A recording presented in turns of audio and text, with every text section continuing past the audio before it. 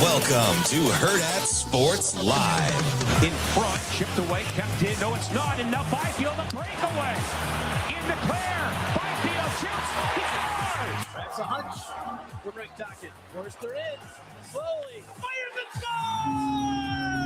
scores! Here comes to bring it down the ice. He's in. Save Vasilevsky. And the Lefty come back the other way.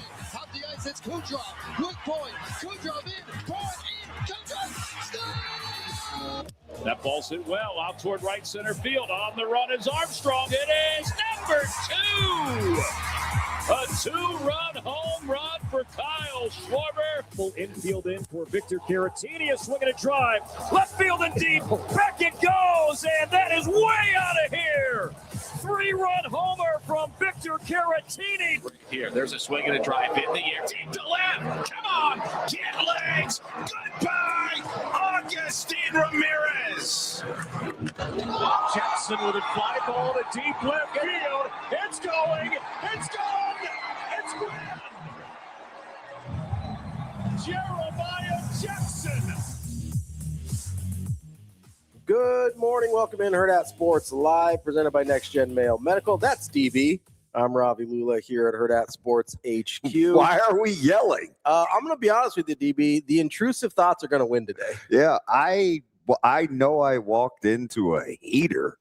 I mean, I get off the elevator and hear like 15 expletives. This is my last 24 hours. Oh. So we're having what looks like the Rocky Mountains. I don't think that's good. Not ideal. No. Ideal. So we're not having what I would call a Baja Blast today, DB. But we're here and who were you cussing at so early? Into the ether mostly. Okay. It seemed a little volatile. I'm gonna be honest. That's what I'm gonna have to explain off the air. Yeah, it's okay though. Sasha goes, well, apparently I send too many emails, and then Austin had a couple of slick comments to say, and I go, I don't have any context, but considering he's not in here, I think I'll pass. Well, and then Austin, we pull up at about the same time, right? Yeah, I watched you guys. So I watched you guys bebop on in. I was like, he had a little too much pep in his step. Where are you lurking from? So I'm coming from the 4-way by the restoration place. Oh, so you weren't just like sitting there. Well, I mean, kind of. So you go to another parking lot and just sit? No, I'm not in the parking lot. I'm coming through the little alleyway. Gotcha. Okay. Yeah. I thought you were saying you're just like pulling someone else's parking lot or like, no, I'm not doing this yet. It's kind of treacherous. I should probably just bang that first left on cue and then come down the straightaway. But I go to. Oh, you go in further? Yeah, I go to. I take the left at Burger place? Yeah. Gotcha. No, that's too far.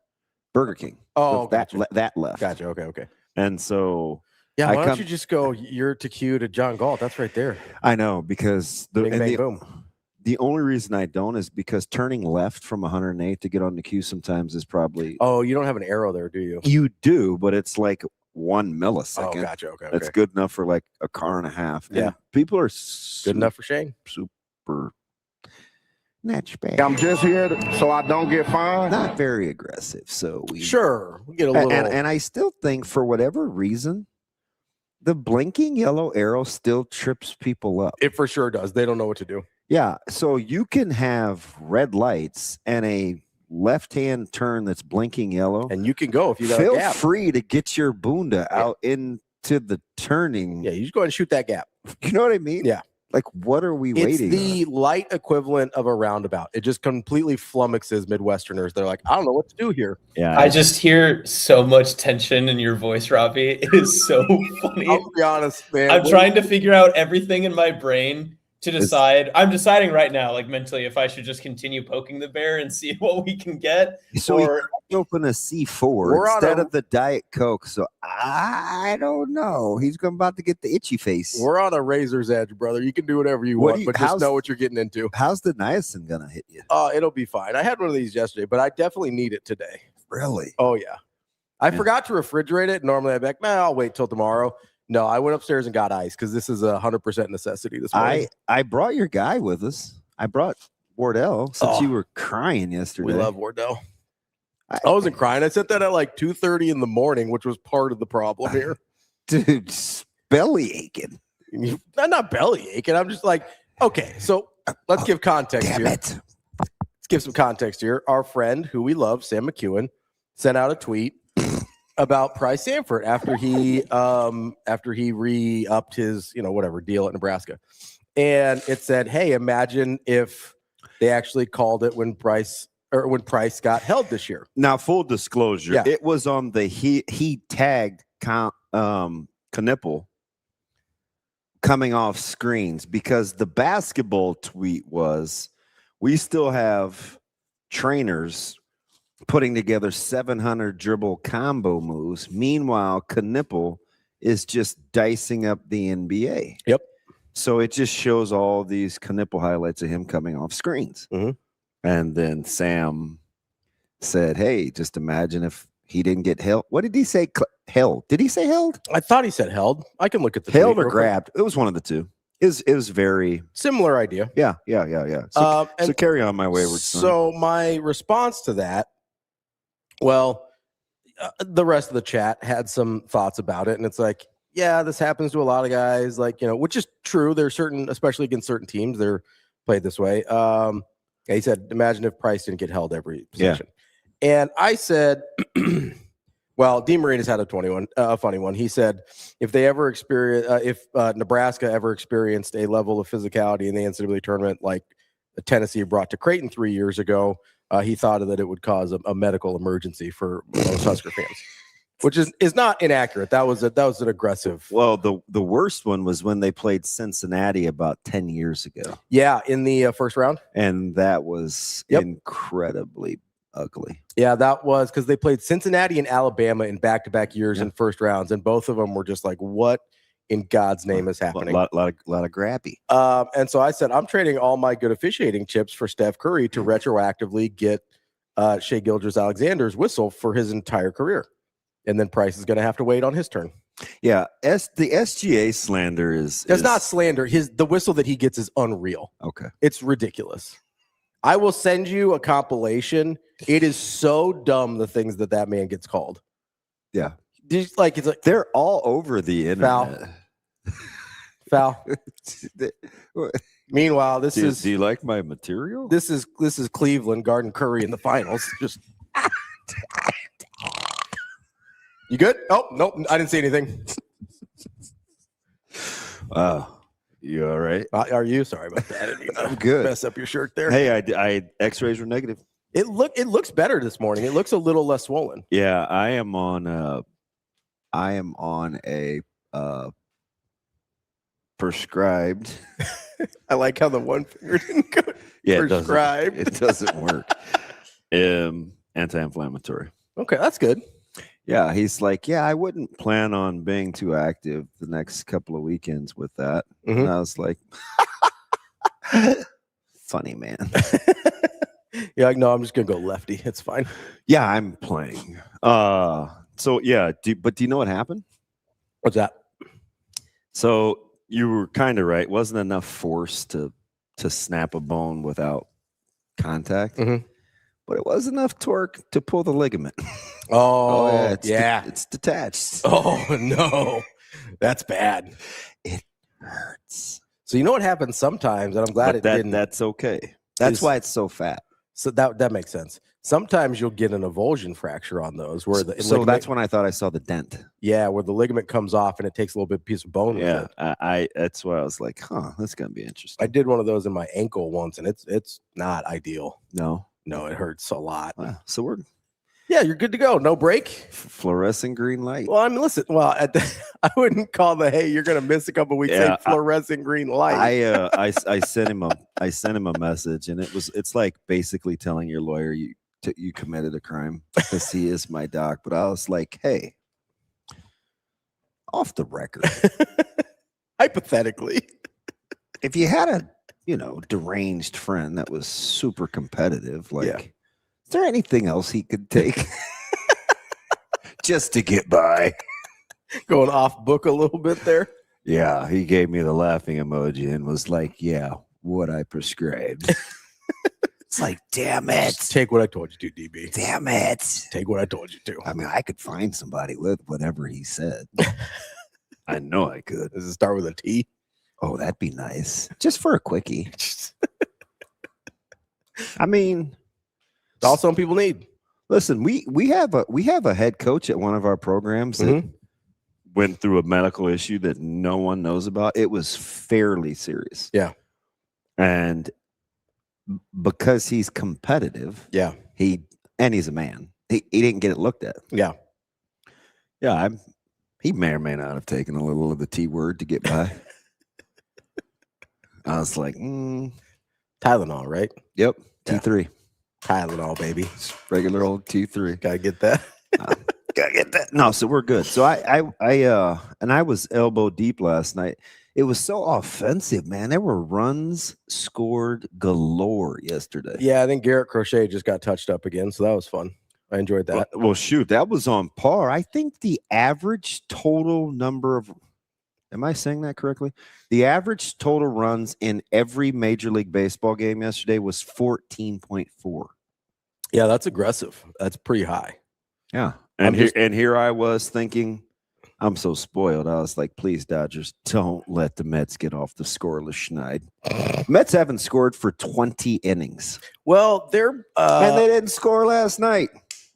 At least I was locked in. At least they haven't spent a lot of money on their. clapping. At least they haven't spent a lot of money on their lineup. Wait a second. Lindor, he's expensive. Bichette, he's expensive. Yeah, Bichette is Simeon, getting he's expensive. Bichette is getting booed. Yeah, well, I mean, that was a weird deal with Bichette. Because he's sort of always been like, oh, yeah, if he does this, this, and this, but he's never really been, I don't know, like outside of last year. Yeah. It hasn't really been like the dude you thought he was going to be, and certainly not with the power numbers. I gave him his goodwill, of course, because I mean, I was on him preseason last year saying, is Bichette ever going to be the guy we say he is? Like, he had an okay, and then he blew up last year. I mean, even blew up last year is like relative. I think there's a lot of, not to get like too baseball nerdy on you here. I think no, baseball nerd is good. I think there's a lot of like batting average on balls in play with Bichette. Yeah. Like, because his numbers vary pretty widely on batting average, but like his OPS and on base percentage are generally about the same. I like this. We don't do this enough. Carry on. And so like he's basically an 800 OPS guy for his career. Yeah. That's just who he is, right? Like the power numbers are between 18 and 24, but the batting average will sway like 60 points. Yeah. Right. And so it's like that kind of leads me to believe like, hey, like you've had some years where you got pretty fortunate. You had some years where you didn't get so lucky. You're probably somewhere in like the 270, 280 range legitimately. With an 800 OPS. Yeah, and anything outside of that's an outlier. But the OPS is like between 800 and 820. Like that's just where he lives. He bumped it 840 last year and got like $1 billion for it, which is like he did. Cool, man. But we're also like 8 years into this thing. I don't know if that's like, I don't know if year 7 in the career as a contract year is the outlier you want it to be. I don't know, man. Like I thought it was weird that they spent that kind of money on him. Yeah, I'm glad. I'm I mean, glad. sure. I'm here for the downfall of the Mets. Like, not that they need a ton of help, but they do it pretty well by themselves. I think that's what Ravi's talking about. You guys that like have the ligaments pull away from that linear part of the ankle, sometimes they don't lay smooth again. Yeah, I had to go get mine fixed. You know what I mean? So like you almost want to like stretch it out so it doesn't get the little thing in it, because so you got the there. Those they hurt. They had to go and it's weight bearing, Ken. So that's not going away short of getting in a boot. Yeah, they had to go in and anchor the ligaments back down to the bone because they wouldn't lay flat anymore. Yeah, he was. They have all these little cool apparatuses. I wanted the one that what's his buckets wore that came in from Notre Dame that played right guard. Oh, okay. He had a sweet one. Yeah, when we had his finger deal. Yeah, because it was odd because it broke the skin, but it was only a dislocation. It wasn't it wasn't a compound fracture, which doesn't make a lot of sense. I don't know how that works. But his deal was almost rubber. It was kind of malleable. Yeah, I will say some of the like medical technology to be able to play through some of that stuff now Rocco is kind of incredible. Yeah, so I was like, And then I asked a couple of questions, and he's like, well, it's in a tough spot. Can't do much with it. And I was like, yeah. Plus, it sounded so stupid. I'm like, I'm only sporting about 9 3/4 inches. So it's like, I can't get my hand in my glove. He's like, it's just a little glove. No, I know. It's like a little second baseman glove. Basically. It's a very little glove. Yeah. Matter of fact, one of the guys made fun of me. He's like, can you catch with that thing? I was like, yeah. I used to use it in softball too, but so there's nothing for going on softball. here. That's crazy. Yeah, but I play infield, so I can. It's almost just like You want to using my feel hand. it, yeah. It's fantastic. Yeah, I understand with baseball because like one of those big outfield gloves, like the ball. Gets I don't lost. know how I was Ball gets watching. lost I was in there. watching Judge, and I'm like, how do you guys use these? And the way that they close would drive me up the wall. Mm-hmm. But I guess they want all the inches they can get. Yeah, they want to just that little bit extra coverage, right? Yeah. But you can't feel the ball at all. Like it's such a weird, it's a weird deal. Speaking of which, Mhm. look up Butler for the A's. He makes a great catch Mhm. like every other day for the A's. Severino was Severino yesterday. They got touched, but they were living on borrowed time. What is he good? Like stats, Yeah, like his batting and stuff. I feel like I should know. All right, let's no, he's not good. Okay, all right. He's not good this year, at least. He's pretty good defensively. Yeah, no, he it is Scott. It is ridiculously small. It's teeny. I'll show it to you. My guy is a career 300 on base. That's it.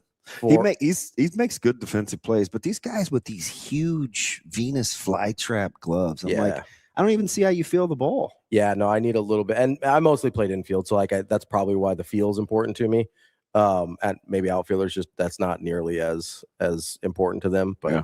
I can't imagine playing with a glove where I had no feel on it whatsoever. Yeah, and it's but there was not a lot of defense yesterday. I was like, goodness, TK, not a good day for underbetters. Of course, TK. It's pretty ballsy to play unders anyway. I think the lowest scoring. I think yours was the lowest scoring game of the day. Yeah, I kept waiting. I'm like, I'm locked. I'm like. I hate the Mets. Mm-hmm. I'm like, please stay on the scoreless streak. It's at 19.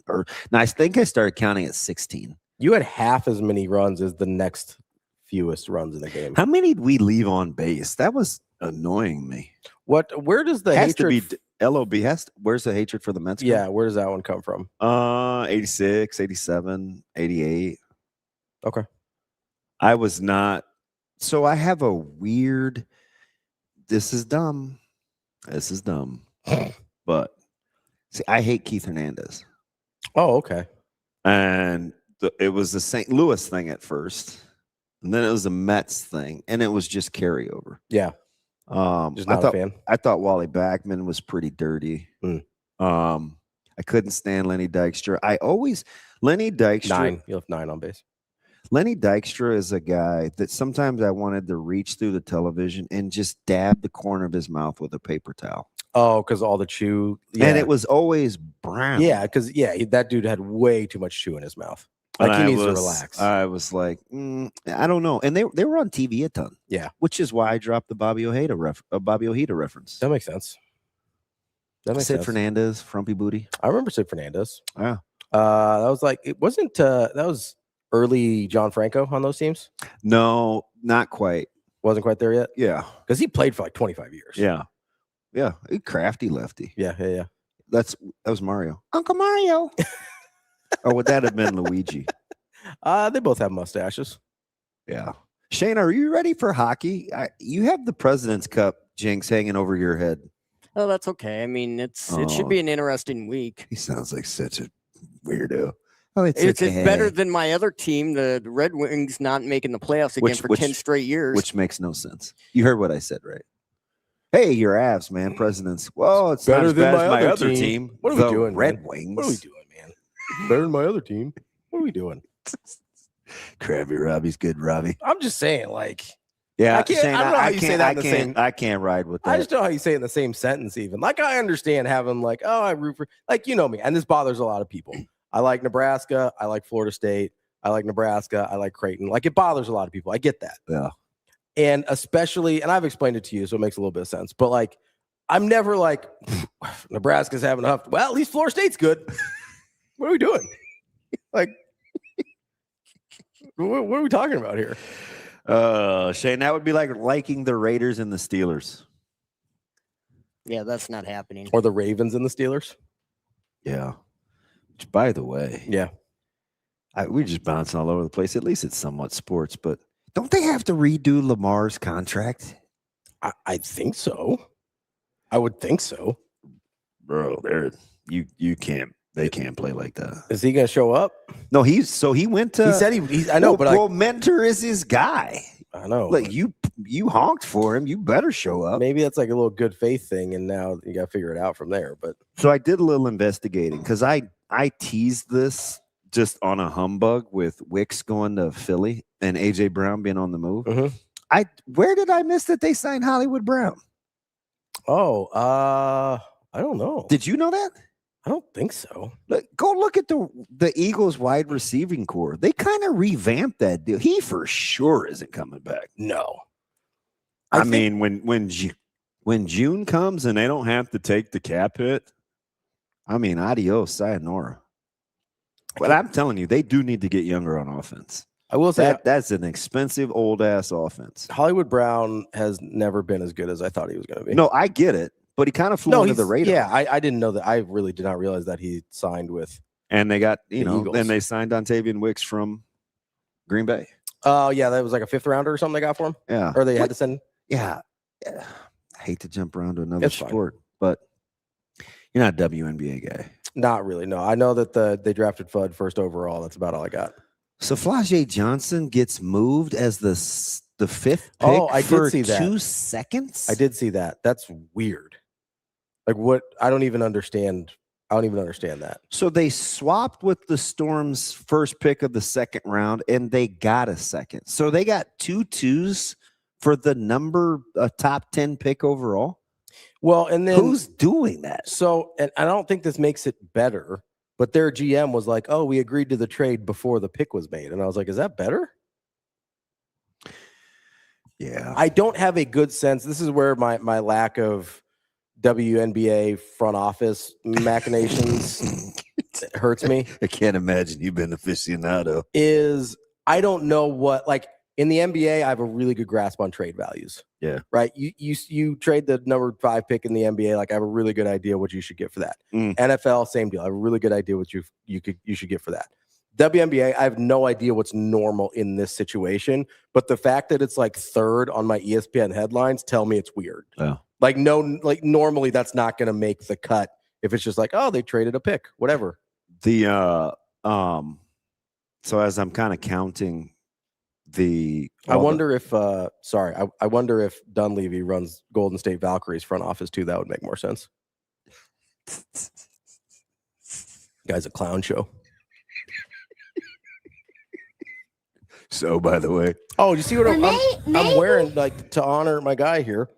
We got the Currys on for Wardell as well. I'm just saying, those are horrible. Listen, those look like old man walking shoes. They're not my favorite. I think they were a gift.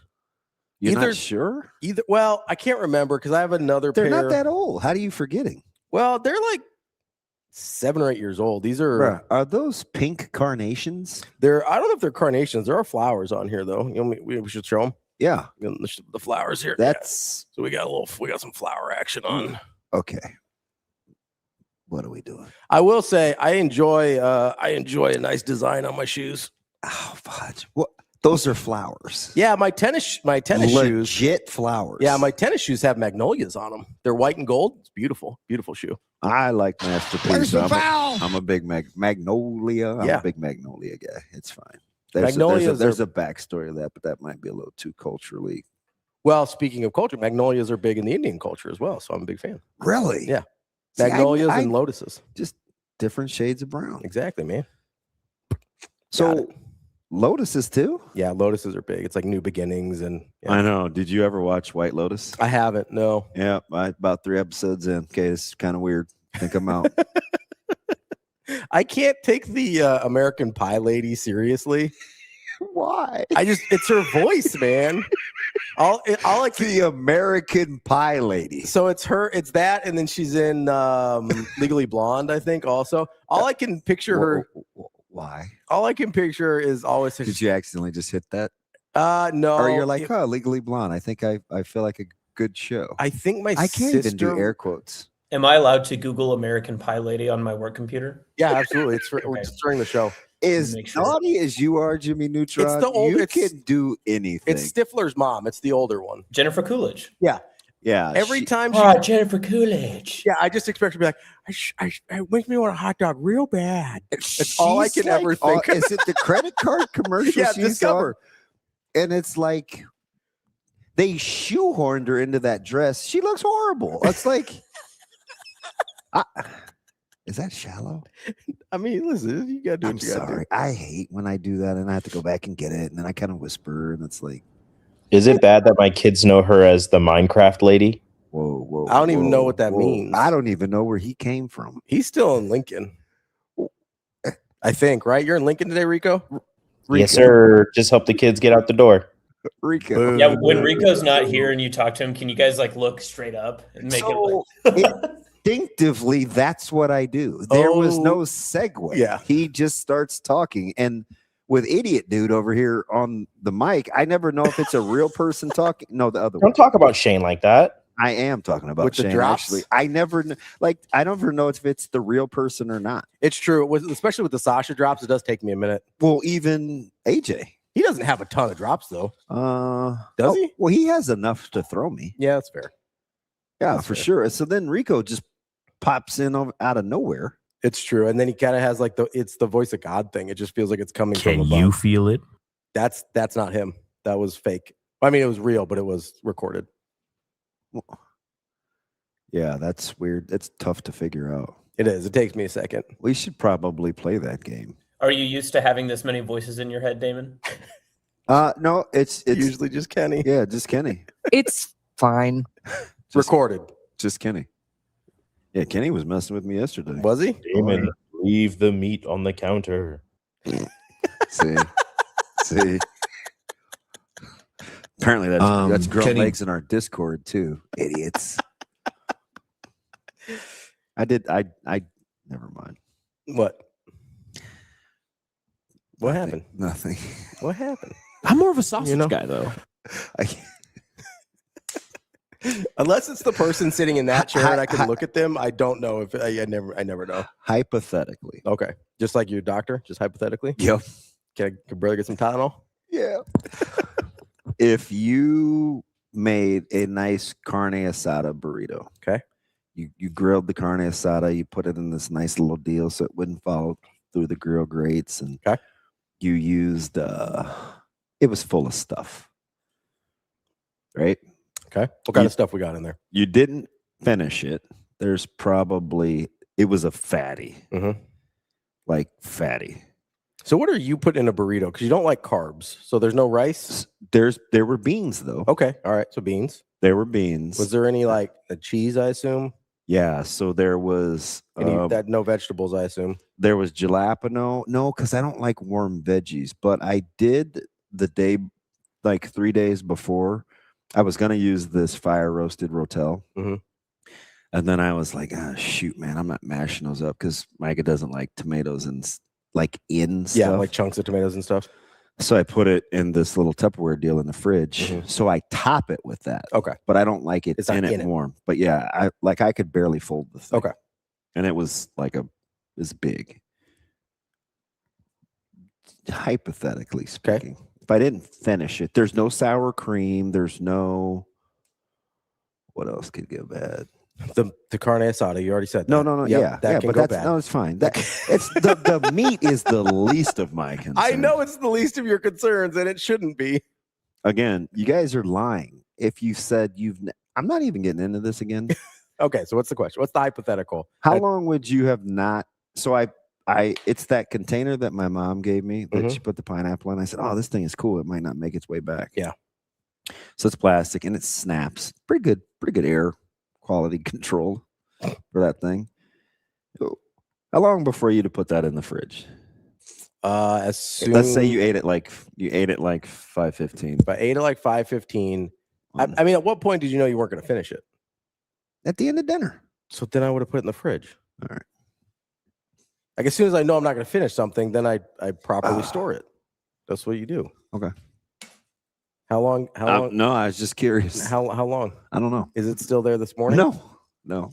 Did you finish it last night? No, it's in the fridge. Okay, it's in the fridge now. The same amount is left. What? So what time did it make it in the fridge? I'm not telling. Honestly, if it's not there this morning, then we're already past my worst concerns. So today's Tuesday? Yeah. Yesterday morning, before I came here. Wait, so it did sit out overnight? I mean, it just wasn't last night. Come on, man. Well, maybe.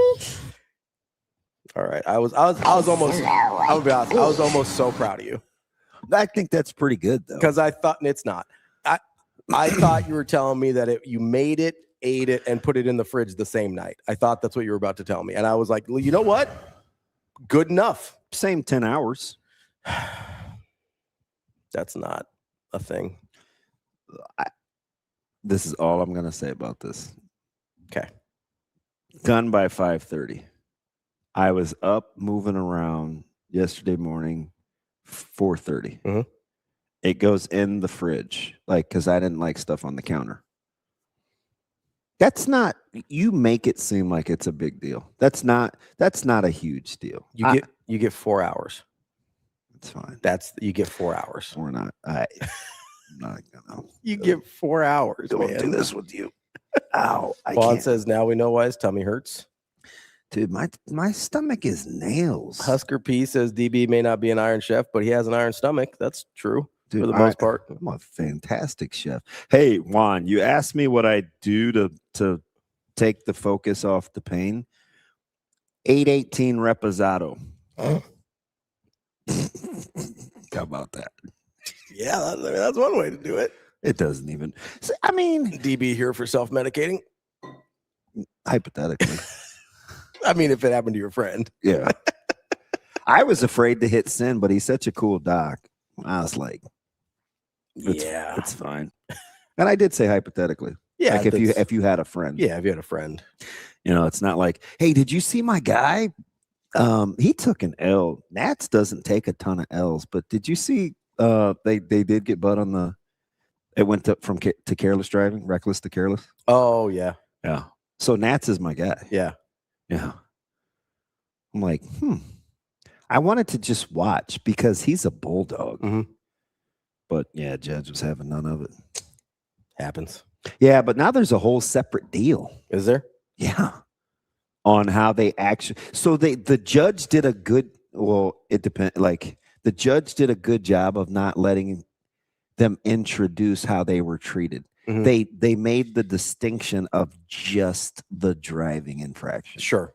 Like it didn't get into anything else about how it came to be. Yeah, because that body cam footage will not. Yeah, that's for trial. I mean, that'll have its day. Yeah.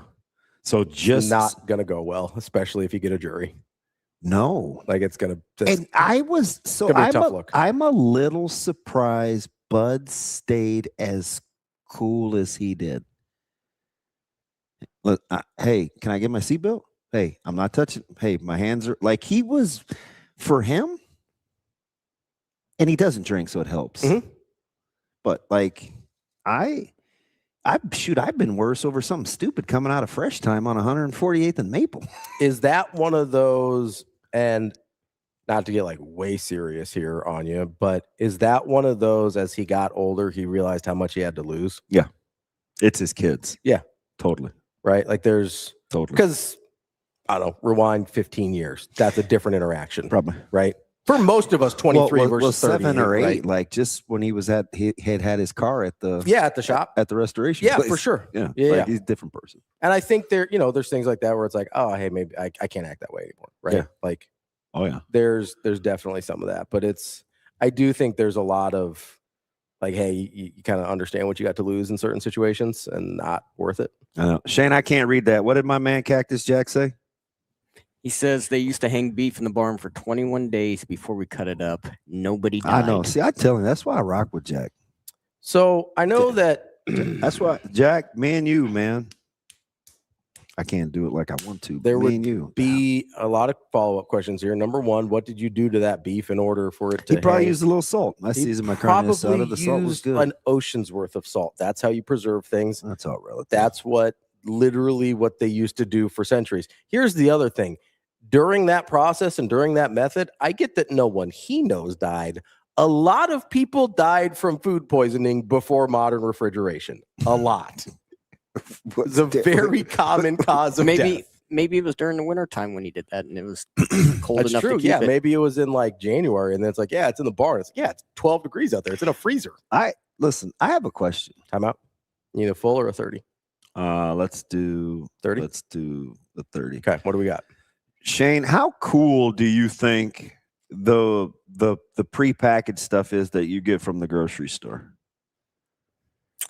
It's a little cooler in the back. So I mean, if they get it really stocked and it's out, away from it off the shelf, it's going to be a lot warmer. So I have a science question. Those are preserved meats. Those are different things. No. Yes, they are. They're inherently different. No, they're not. Yes, that's funny. They. How did the dude find an Oregon Trail picture? Who did that? Is that you or Suave? It's looks like it's Jimmy awesome. Neutron because he's looking around. That's fine. There is a definite difference between like lunch meats, like you're talking about, which are no. Yes. No. Go ahead. Sorry. Go ahead. Shane. Well, Jack says weather is the key, no flies, but didn't want it to freeze. So I'm guessing there was a certain level of chill in the air that helped him out there.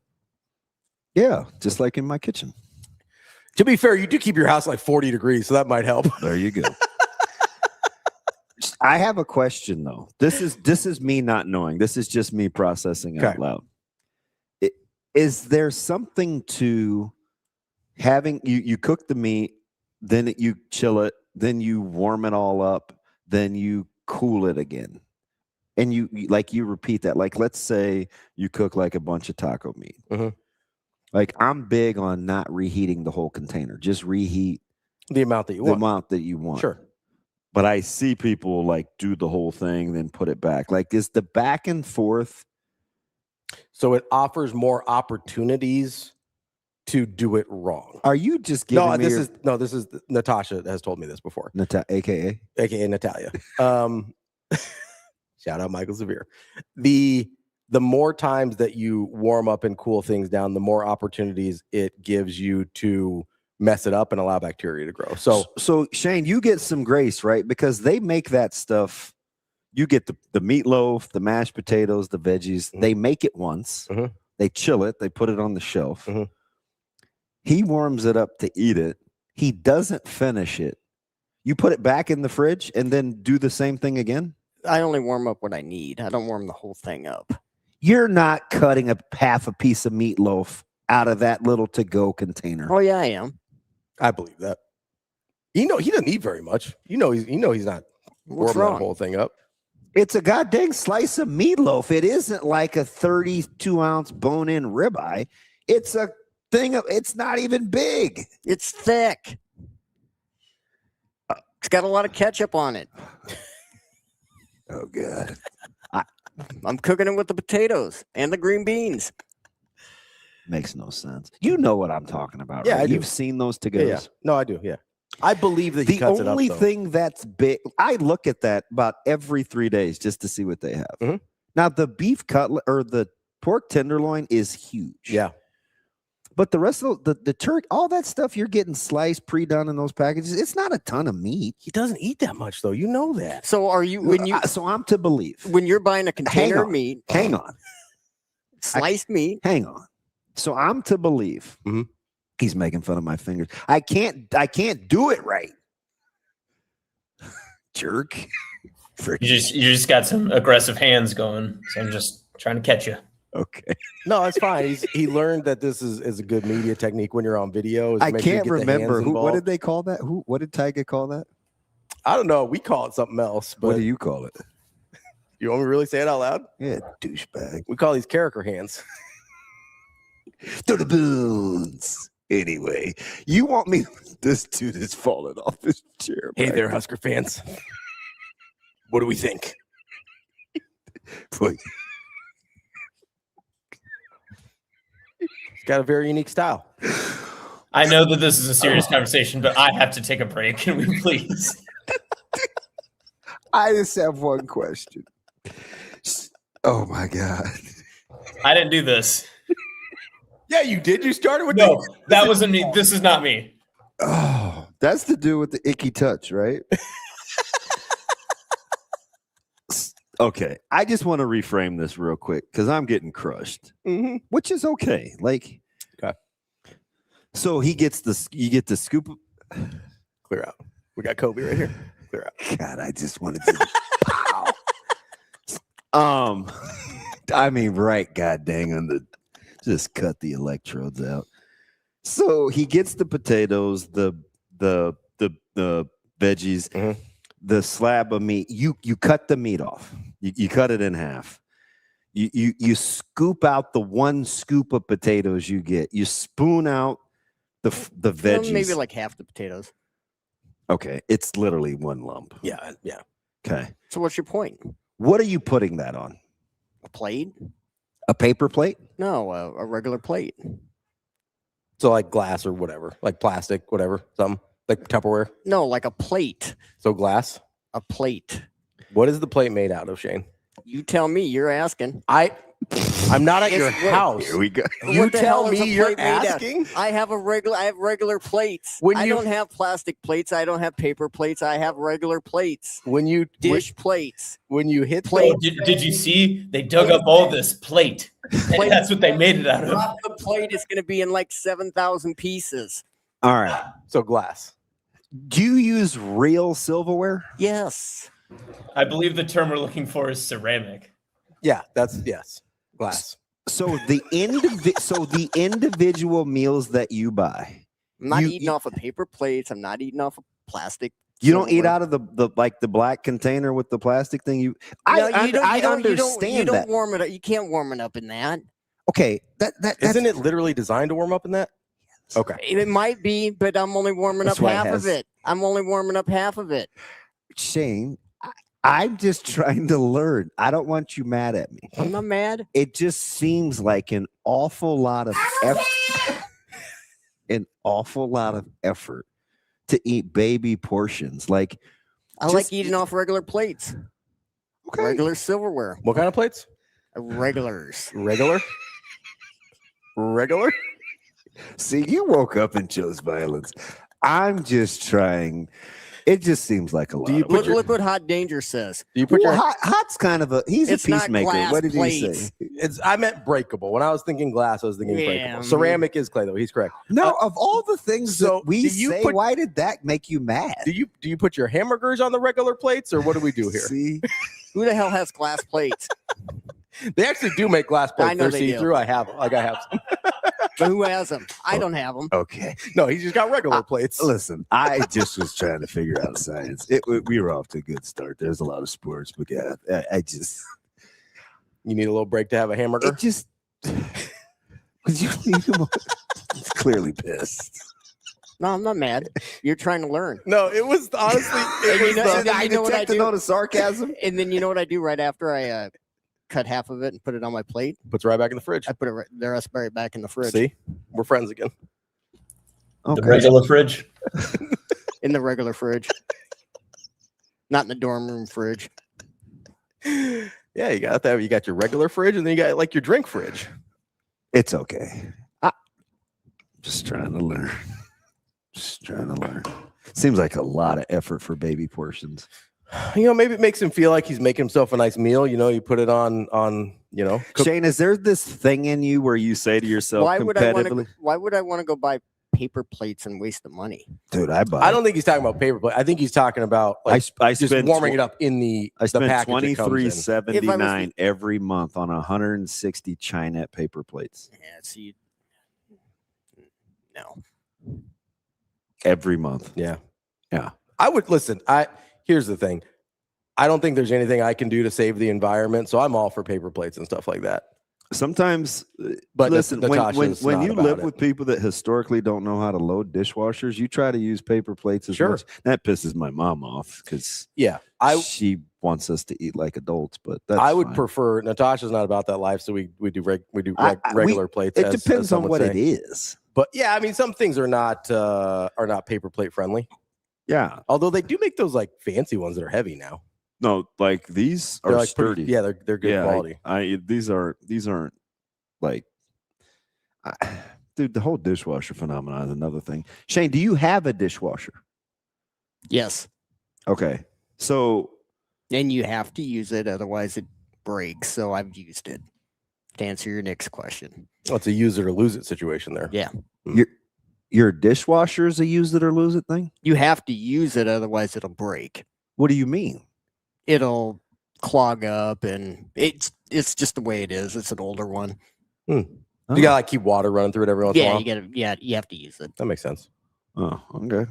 You get some buildup sometimes from the minerals from the soaps and things. Sometimes You couldn't function in my house because I think the people I live with Same think thing with the garbage. The food magically dissolves. Same thing with the garbage disposal. You have to No, use feel it. free to rinse that out before you put that in the dishwasher. even like listen, we have a pretty quality dishwasher. We got it from a local establishment here that's known for appliances.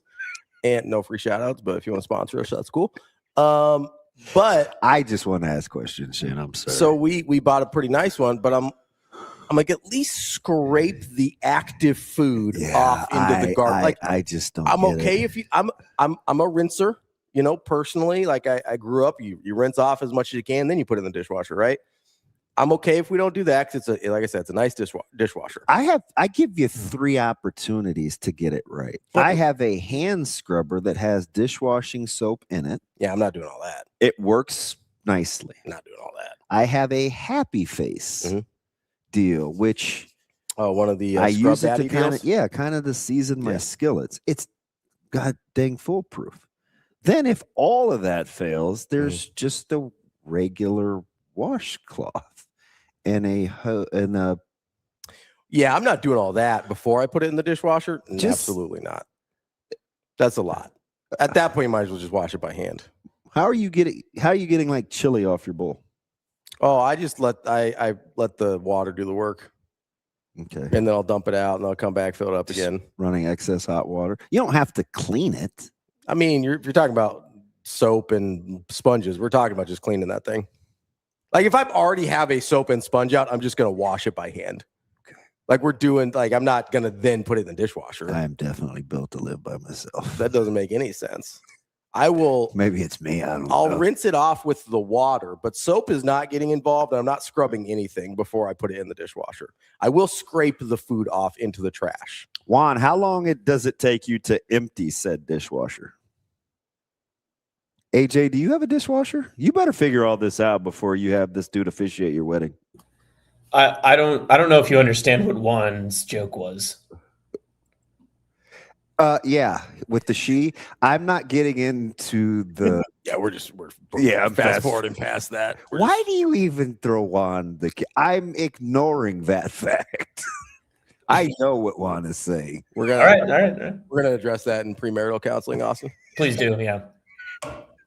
Dr. Fiance and myself very much looking forward to hanging out with Ravi. You married a sugar mama. I was gonna say I actually know that Austin does almost all of that stuff around the house, so it's fine. AJ, do you rinse your dishes before you put them in the dishwasher? Yeah.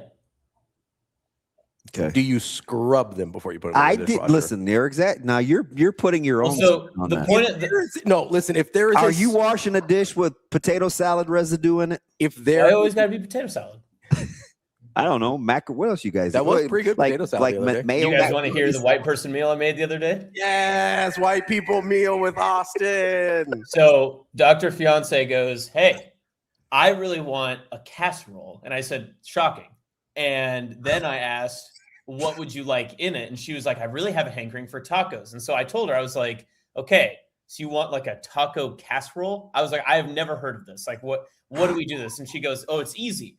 You just put like a layer of ground beef with the taco, like the taco meat, whatever. And then we'll put tortillas on top of it." And I said, okay, that's just a taco. She said, but wait, what if we put like some bell peppers, some like salsa, some cheese, and then we layer it with more meat on top of that? And I said, oh, interesting. And then I asked, then what? And she said, what about another layer of tortillas? And I said, now we're getting ridiculous. Because now we're talking about soft tortillas in the middle of this casserole. And she goes, but wait, what if we do another layer of taco meat, veggies, and salsa, and then we crunch up corn chips and put it on top and smother it with cheese? Nachos. I was gonna say, it sounds like she's trying to make a Mexican lasagna. That's what it was. And you know what? It wasn't half bad because all the ingredients are actually like there. But when you eat it, you're like, this is just a mess. Like it's just a garbage disposal of taco food. The more you know. Better or worse than the tuna casserole she invented? Far better. Far better. This is and because I'm also like both of us are eating it, unlike me the last time when I just had to eat the entire thing. Am I the only one that can't get past slicing a slice of meatloaf in half? Yes, I believe so. I think you're stuck on that one by yourself. I look at that is there a part of you that likes to see how far you can make the meal stretch? Probably. Okay. Because I know you could eat that. That's something you would do. Not like with a meal, but you'd like make it a game. It seem like I'm like no, you would make a game out of something like that. Though. I would, but it's not like if I had a 12-inch, I'm not gonna say, "Oh, I'll eat 4 days." GB.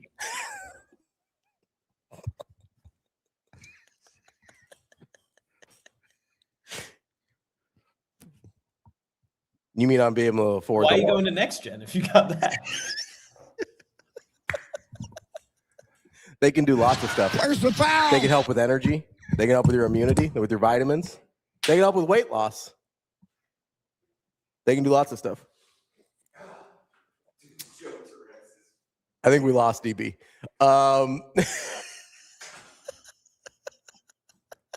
Where's the foul?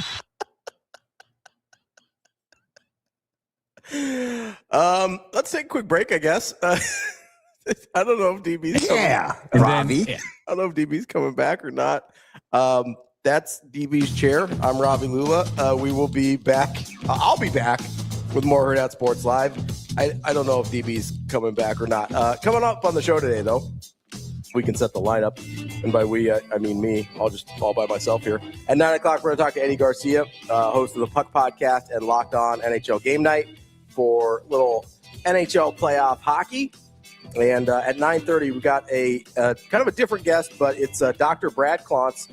He is a financial psychologist, and he teaches a class at Creighton on NIL and generational wealth. I had a chance to talk to him on Friday. Super interesting guy, has some really interesting perspectives on some of the things we don't necessarily think about with the repercussions and consequences of NIL and injecting this much money into people's lives in college. So we'll talk to Dr. Brad Klontz at 9:30 as well.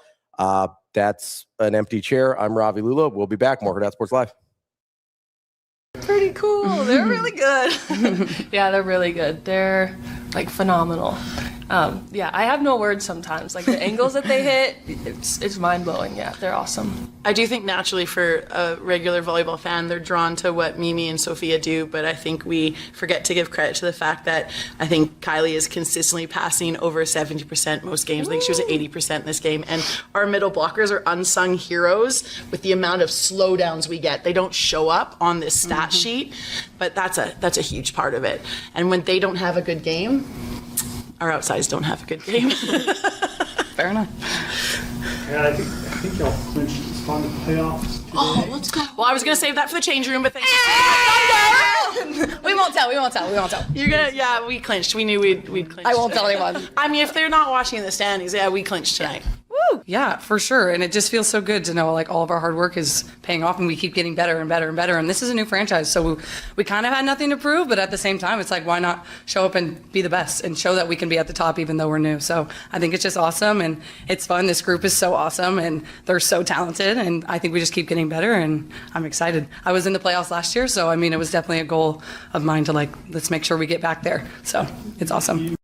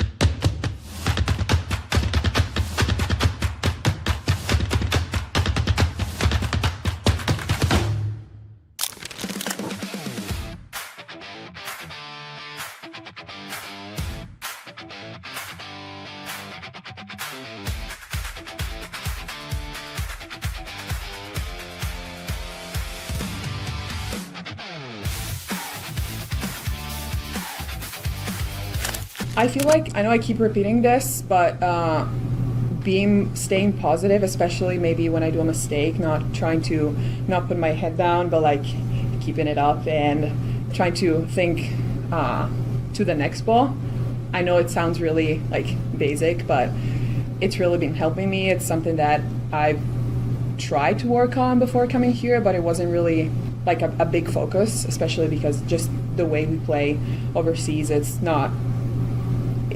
is not a really big thing, if I'm explaining myself. But so yeah, trying to do that, it's really been helping me, especially in practice, and then putting this in the game. I think it's just been the preparation that we've had a couple of weeks now in indoor, and kind of getting used to banging back indoor and being with my teammates again, and just playing 6-on-6 has been a good adjustment for us, and I think that's really set all of us up for success for today and getting us all prepped for the rest of our season.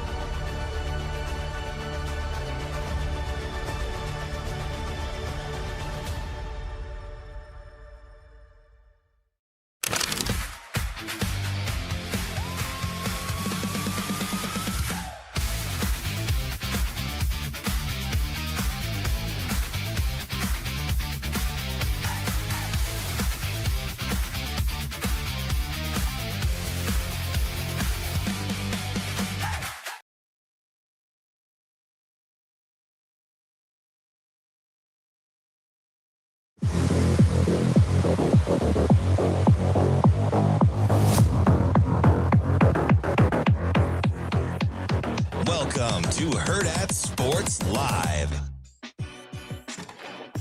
Welcome back, Hurrdat Sports Live. That's DB, who is here and back. I'm Ravi Lulla, presented by Next Gen Male Medical, totally unrelated to anything we just talked about. You know the irony of what just happened? What's that? I went to go wash my hands, start over, wash my face. I went to the kitchen to go get some ice. Yeah. All the containers are empty. They don't look like they've been filled maybe since the start of time. Mm-hmm. I didn't even know we had ice containers in there, to be honest with you. And it's been a long time since I've seen an ice tray. Mm-hmm. But there's probably 8, like 6 green ones and 2 white ones. Okay. So I grabbed the white one and I was going to see if there was any ice to crack. Mm-hmm. There's 2 frozen peas in the far left square in the ice container. Just random solo peas? Had to be Austin's. Has to be Austin. Who brings frozen peas to work other than probably you? Nobody brings frozen peas to work. It was probably someone doing like an underground boxing ring that had to like cover their black eye. And I mean, not to point fingers, but if anyone was going to be in an underground boxing ring at Hurrdat Sports, it's probably Sasha. So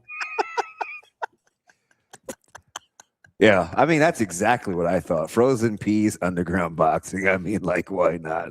There's like 4 or 5 frozen peas, just random. It's not what I thought. Not underground boxing ring. There's other things that are Austin, I don't know if we can have you here all the time, like accessible to the show this fast. I'm really just trying my hardest to get booted off this show so I can open up my mornings a bit more. There are other shows you're trying to do, or whoa. Oh, my bad. I didn't know. I was just asking. Oh, you know. Usually when I think of trying to makeshift ice down like an eye, I think, you do the big slab of like steak or something, right? You throw it on your eye. That doesn't work. That's fine. I'm just saying with peas, usually that's when you have an operation. Yeah. Yeah, that's a vasectomy. Yeah. Well, now why is that? This dude. We got to bring. I hate to say this. We may have to bring Rico back. Frozen peas are very every time he sits there, something. Frozen peas are very malleable, so they kind of fit around the area. You guys, whatever you're working with, you got the peas around it. Exactly. Of all people to bring up peas and vasectomies, Rico should not be one of them. Yeah, like he obviously does not know. Wow. You guys keep saying this like Damon doesn't have a million kids too.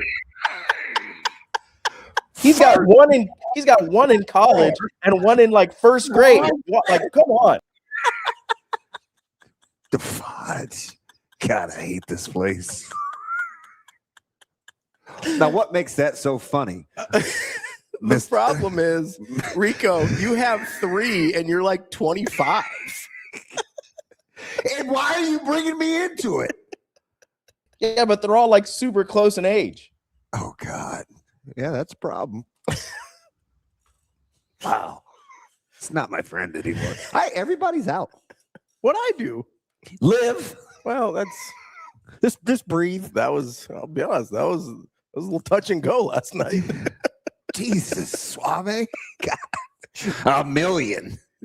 I'm 50. I'll say he literally has 1 more than you, Rico. He has a single child more than you. He's such a dry snitcher, too. Like, why drag me into the muck? And to be fair, at the rate Rico's going, even over here, and friggin' Jimmy Neutron just birthing, getting ready to like have a small brood. Like, take the focus off of me. I was going to defend you. I don't know if I should now, but I was going to say at the rate makes that scientifically, yes. I don't know if you got a chance. At the rate that Rico's going, he will end up with 1 million kids. I was gonna say his current. I'm 33. Damon, how many did you have at my age? Caleb was born when I was 30, almost 31. Yeah, so he only had 2 at your age, bud. You're way ahead of his pace. I Way ahead. got 1 more. You're 50% ahead of his pace. All right. This is Maybe a few more.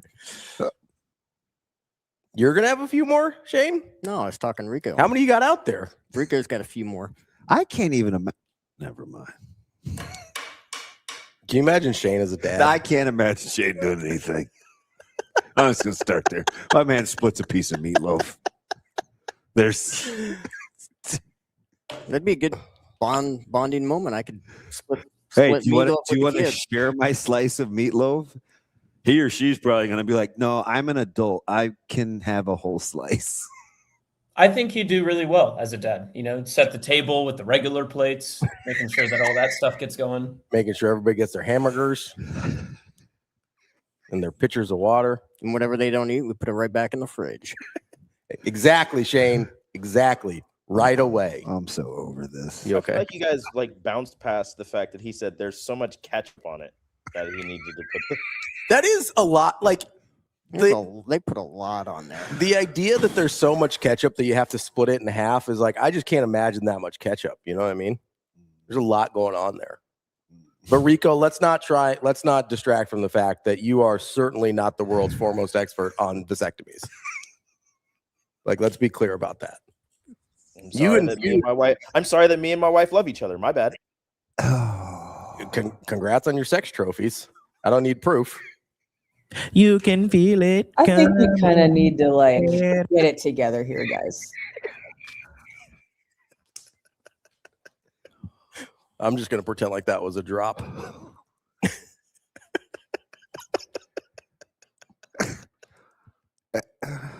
It's just pretty volatile. You good? No, they're all worse. Nobody likes anybody. To be fair, you guys hit on so many sports like in the right first off hour. Yeah. Right off the bat. So I think that's the problem. I don't even know how we get along. I mean, you got WNBA, NHL, baseball. I got really into BABIP early. You did. That was deep. That was deep analytics baseball cut. You know, and I was like all in. No, and now I don't want to talk to any of you. So here's the problem: is I think we got to sports too early, and then our natures took over. Not our. I asked a simple question about food storage practices, and it spiraled. Yeah, you rip on my. I did not rip. I asked a question. He did about plates. I was curious what kind of plates you were using. I thought that was reasonable. I'll be honest, I was picturing Shane using paper plates. If I was living by myself, again, yeah, I'm paper plating all day. How are you not? I don't get it. She's got to be a saint. I don't know. Shout out to her, though. She kind of low-key saved my ass last night. Wasn't good. Her and Doug both. I just was not waking up. Like, I was having a low blood sugar. I was not waking up. This is right before. This was like an hour before I text back in the group chat because I was like, well, it looks like I'm not falling back asleep today. What time was my barrage of sports tech? At least those were 3:30. I think sports related. Yeah, it was a little rough. And so I was having a low blood sugar, and it was heading down. And Doug woke her up, and then she wakes me up and is like, "Hey, eat these. You're just cramming Jolly Ranchers down your throat." No, she's handing me Pop-Tarts. She's like, "Hey, quit trying to die, dummy." And oh, that's so loving. She didn't say the dummy. She's like, "Hey, you need to wake up, man. Like, knock it off." Wow. Wow. Hey. Yeah, Doug's a real one. He was just like, "Hey, wake up." He'll like step on you. Like, he's a big dog too. You know, yeah. He does that. So, shout out to Doug and Natasha for helping me out this morning. Hey, Jimmy Neutron, do you have, or Shane, do you have that Ryan Day clip? Yes, that was all Rico. Oh, I don't know if I want to talk to him again. He doesn't got to talk. He's got to pull up the clip. If you say, Rico, can you pull up that clip? I'm sure he'll do it. Rico, can you pull up that clip? I thought, so we talked the other day about guys just saying things because of the positions they're in. And it comes with Dusty May. Yeah, it comes across as kind of weird. Detached from reality. Yeah. So I'm checking the draft and I see Tate, Reese, and Sonny Smith. Sonny Styles. And Caleb Smith. There you go. Caleb Downs. Who's Caleb Smith? I don't. It's a whole Smith thing. You just think black people. You think Smith. Nah, just Williams. Johnson, Jackson, Williams. I knew that was coming. Flipping closet. That's because my guy's name's Willie Williams. God, this place sucks.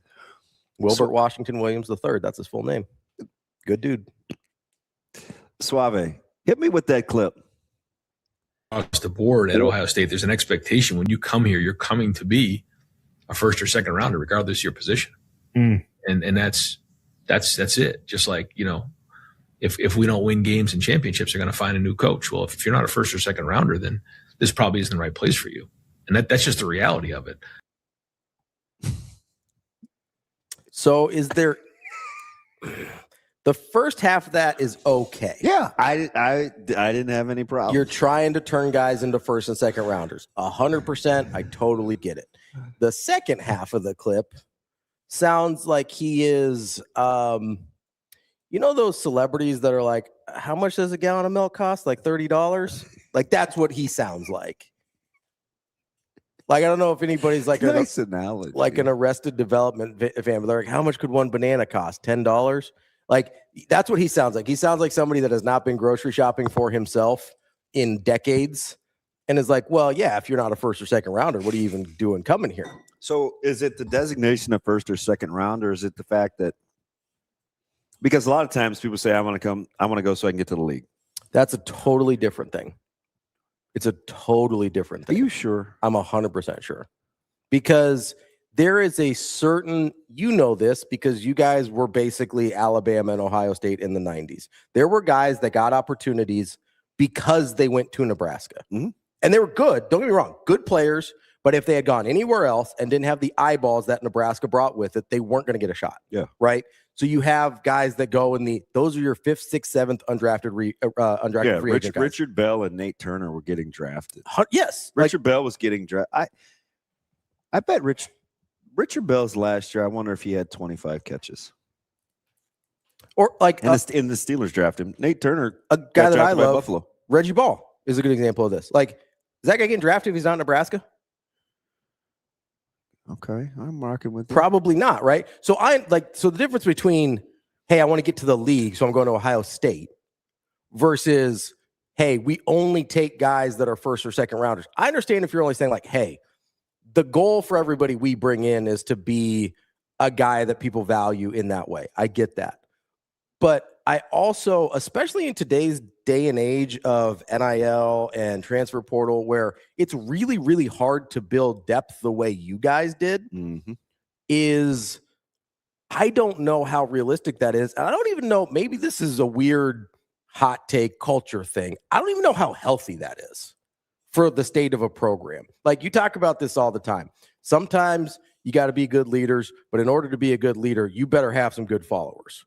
Right? That's sort of how I view the first and second round draft pick thing versus putting together an entire roster. Because I'm going to be honest with you.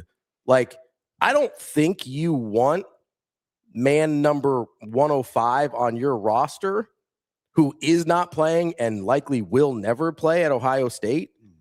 I don't know how much you want that guy to be looking around and being like, well, I'm a first rounder.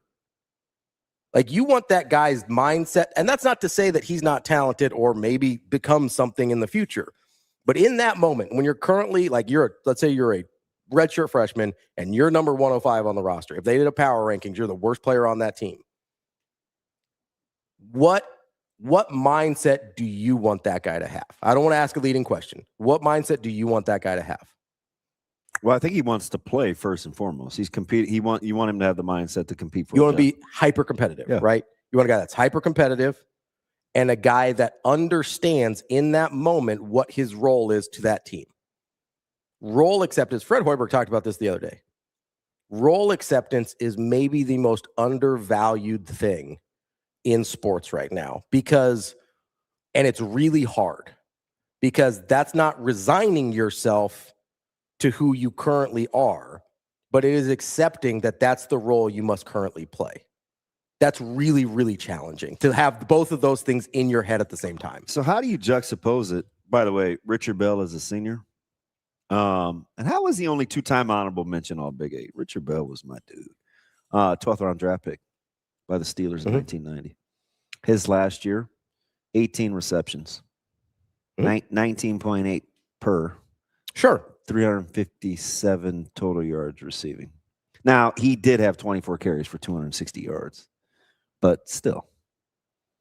Yeah, that's not a guy that normally gets drafted. Yeah, no, I'm with you. Production-wise, right? I'm totally with you. And TK brings up a good point. Like, do you think Cignetti at all thinks about, hey, is Surratt a first or second round draft pick? No. Is Pons a first or second round draft? You think when he brought in Mendoza, he cared at all if he was a first or second round draft pick? So this is on the heels. Did you hear Kirby Smart yesterday? I'm not sure.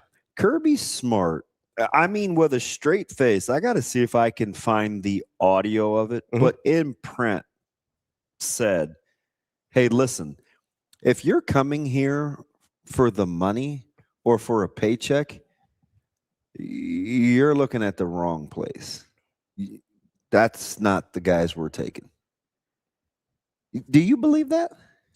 I believe that's what he wants to be true. I don't know if that's true. So even if whether it is or isn't, he said it out loud, sending a clear message. I believe that's what he wants. I genuinely believe that's what he wants. 100%. Because that's a guy who understands that what he's seeing right now is not sustainable. And also I have the quote. It's not a video. He did an interview with it. Do you want the quote? Yeah, that's fantastic. If you're coming here for a paycheck, then you're coming to the wrong place. To me, it's more what you value. Do you value really hard work? And do you want kids to come into your organization and want to work their way up and buy into that they're working their way up? Or do you want to throw some gaudy numbers out there to high school freshmen, and maybe that freshman never realizes how good he can be because he got so much money in the beginning? I mean, that was not even 10 hours apart of each other. I 100% believe that's two guys at seemingly the top of their profession. Yeah. I believe that's what Kirby Smart wants. I don't know. He acts like that. He does. He's also the same guy that last spring said he asked those guys to raise his hand raise their hand and say, how many year 3 Bulldogs do we have here? Now wonder we can't practice the Georgia way. Right? Yeah, hey, like that was in a press conference. AJ, now this is really stretching you guys. If you could find that deal, there is audio where Kirby Smart is talking about year 3 Georgia Bulldogs and why they can't practice like Georgia. It was this time exactly a year ago. Mm-hmm. And I'm like, even in the varying, because I remember we talked about this on the show, I asked the question, and I had no idea it was even going to go as fast as it was with money. Mm-hmm. But I'm like, even with the elites, is there going to be a difference in how the elites do business? Yeah, I mean, we were talking about this a lot with the way philosophically how people are putting together college basketball rosters as well, right? With, hey, what is the like? How do you? That's just it, Chuck. Does he? You'd think so, but does he? I'm sure he has access to doesn't one. Seem like they. Yeah, I don't know what he spends. Yeah, I'm sure he spends a good amount for the way he high school recruits. I'm sure, but I have no idea. I have no idea what he actually spends versus what's available to him. This is the same thing. Listen, because I think he has to be able to coach a certain way. I agree. And it frustrates him when he can't. There's a reason he's the most successful of the Saban assistants. He's the most like him personality-wise in the way he wants to go about his business. There are certain guys that could not play for Nick Saban. Fair? Yeah. Like you needed to be a certain type. You need to be wired a certain type of way. Just like I think there's a bunch of dudes that cannot play for Curt Cignetti. And being aware of that and being able to identify those guys is some of those dudes' superpowers. Nick Saban being able to identify, not only I'm a great talent evaluator, but I'm a great evaluator of what type of guy can play for me. Kirby Smart, same thing. I'm a great evaluator of what type of guy. There's a reason the best quarterback he's ever had there is a Hobbit. Like Stetson Bennett's the best quarterback he's ever had there. And some people, like I just was looking at all these preliminary preseason things where, everybody has their rankings. Mm-hmm. Gunnar Stockton is in a lot of people's top 10. Can you believe that? No. He played well down the stretch. He did. Top 10's aggressive. And by the way, where's Kyle been? Kyle. Where's KB? Our drafty? Oh, I don't know. That's a good question. Hope he's okay. Might have to reach out. Yeah. No, I think there's a certain type of player Kirby Smart wants to recruit. I think there's a big difference between available NIL and NIL that you're actually going out and using. Now, like Miami is going out and spending every single dollar that's available to them, right? And it got them to the college football playoff. I don't know how sustainable that is, the way Mario Cristobal is going about it. I have no idea. It seems like you are putting a lot. He's basically running it like a professional franchise, which is fine. But there's a big difference between a lot of these guys and running a professional franchise. Like there is a big difference when you're dealing with 18, 19, 20-year-olds and trying to get them, like Kirby Smart said in that quote, you throw a bunch of money at them right away. This happens to pros. There's a reason the NBA put in the salary structure that they did, because how many dudes in the like mid to late 90s to early 2000s, their careers just disappeared, right? Really talented guys, but you give them like $80 million the minute they get into the league, and you're just like, wait a second, what happened to this guy? Right? There's a reason things are structured that way in the NFL now. Now part of it's to protect the teams from themselves, but part of it is it's just psychological, and it's interesting we're talking about this because we're going to talk to Dr. Brad Klontz later, who is literally a financial psychologist. But the psychology of giving that amount of money to someone who, especially when, like, you understand this, when your goal for so long is, hey, I want to get to the league. I want to get to the league. I want to get to the league. I want to get to the league. Then you get to the league and you get paid. Really hard to feel like there's more left to accomplish in that sense. Even if you know, like, okay, now I need to do X, Y, and Z. Like you've kind of gotten to and for a lot of people, it's like, hey, I want to go D1. I want to go D1. I want to go D1. And then you get the fat paycheck. Like psychologically, that's a lot to wrap your mind around to then readjust and be like, okay, now I need to be all conference. Now I need to be an All-American. Now I need to do X, Y, and Z. Like that adjustment mentally, when there is a physical manifestation of your success in your bank account, is really, really hard. Yeah, I think it's as difficult, maybe not equally as difficult, but it's pretty difficult too for, I think, coaches. Because I know, like even at Nebraska, they go through that with guys coming out of high school. Right? The going rate, the cost of doing business. Do we want to really play in that sandbox? You know, just how you need to allocate funds. I mean, listen, the Board of Regents meets on Friday, right? You imagine you're going to get some sort of talk about the stadium renovation. Yeah. Right? The allocation of resources, the attention to detail, the chicken or the egg, right? Do you want, considering or depending on how many private dollars you may or may not need, maybe I don't know what they're going to say. Maybe they'll need none, right? Maybe it won't be about taxpayer dollars. But I mean, you think fans want that allocated towards rosters, or do you think they want to? You think they want to revamp stadium? Like they're not going to agree until you start getting enough good players where it becomes something you can at least compare and contrast. Well, and then you also have the chicken or the egg of, do you have to? I mean, you want that going to high schoolers? I don't think you do. You have to get, but you want to recruit at a level. Yeah, you still want to recruit at a certain level to be competitive, right? But then the other chicken or the egg question comes is, do you want to spend the money, or do you need to spend the money and get the resources in order to get the win, to get the players to get the wins, or do you need to start winning to get the players to get the resources that you need to keep winning, right? Like it's probably some combination of both. But if it would be really interesting to ask people, hey, there's $500 million. I mean, can you imagine? Yeah. Coming out of the mean streets of Millard North, 144th and Pacific. Represent. They're like, Ravi, here's $625K over the next 3 years. Yeah.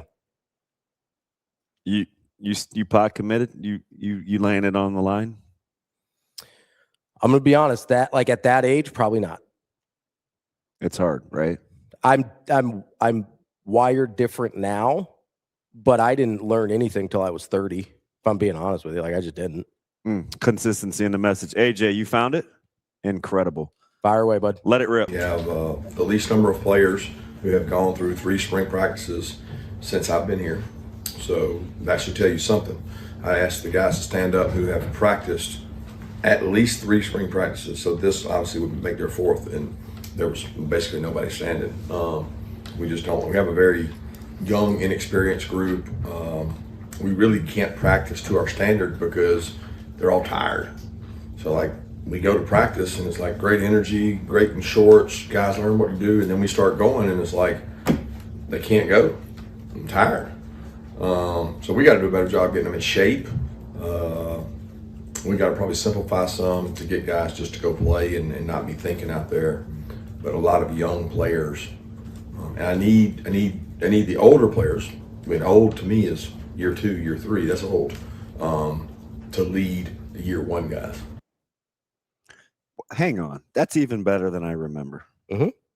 Austin, first of all, fantastic. Like I feel like we're at one of like the 4-netter networks or Fox or something where we have like a data guy. Yeah. Except these guys do it on the fly. Like there is no, hey, in 3 days, I want to talk about this. Yeah. So fantastic job with that. And even if there was, we probably wouldn't talk about that in 3 days, but that's okay. Hey, by the way, how come you keep putting the specific player versus the best 11 in the rundown? Because I want to talk about it at some point, but it's like, it's evergreen. Like it doesn't matter when. Okay. Because we're going on like a month. Philosophically, I think it's an interesting conversation. I want to I don't not want to talk about it, but there's only a handful of things that you continually will put on there. Yeah. That is one of them. I think it's an interesting conversation. And I have some very good examples from your coaching that I think will bring it home for people. So I'm interested. We can get to it later. Okay. Or whatever. One more time, AJ. We have the least number of players who have gone through 3 spring practices since I've been here. So that should tell you something. I asked the guys to stand up who have practiced at least 3 spring practices. So this obviously would make their 4th, and there was basically nobody standing. We just don't. We have a very young, inexperienced group. We really can't practice to our standard because they're all tired. So So like we go to practice and it's like great energy, great in shorts, guys learn what to do, and then we start going and it's like they can't go. I'm tired. So we got to do a better job getting them in shape. We got to probably simplify some to get guys just to go play and not be thinking out there. But a lot of young players, and I need the older players. I mean, old to me is year 2, year 3. That's old. To lead the year 1 guys. So, it's interesting. And bold what Hot Danger just, thank you for whoever just did that. Hot Danger, do you know when he said that? It was a year ago at this time in spring ball. Mm-hmm. Georgia last year in the season got off to a relatively slow start. Mm-hmm. Not very Georgia-esque. Ended up being Georgia down the stretch. But to Hot's point, there's another guy that talks a lot like this. He said it sounds like he's auditioning excuses before the season starts. There's a lot. There's comment. Yeah, which I could understand if he's just listening to it, and he is in real right? time. He's listening to it real time, like just in a vacuum. But you watched how the season played out for them. Mm-hmm. Yeah, right? so they started last year 45-7 against Marshall. That's fine. 28-6 against Austin Peay. That game was ugly. Yeah. 44-41 overtime against Tennessee. Lost to Alabama. Yeah. Kind of struggled with Kentucky. Struggled 20-10 against Auburn. And then, they didn't find their stride until late. And who was the one that kept saying, no one thinks Georgia's very good? I think Georgia's and Texas were 2 of the best teams in the country. I kept saying that. Yeah. But they didn't look like that. It took them a while to get, But to Hot's point, like there's a coach, and I am comparing without the results. I'm comparing them philosophically, one another.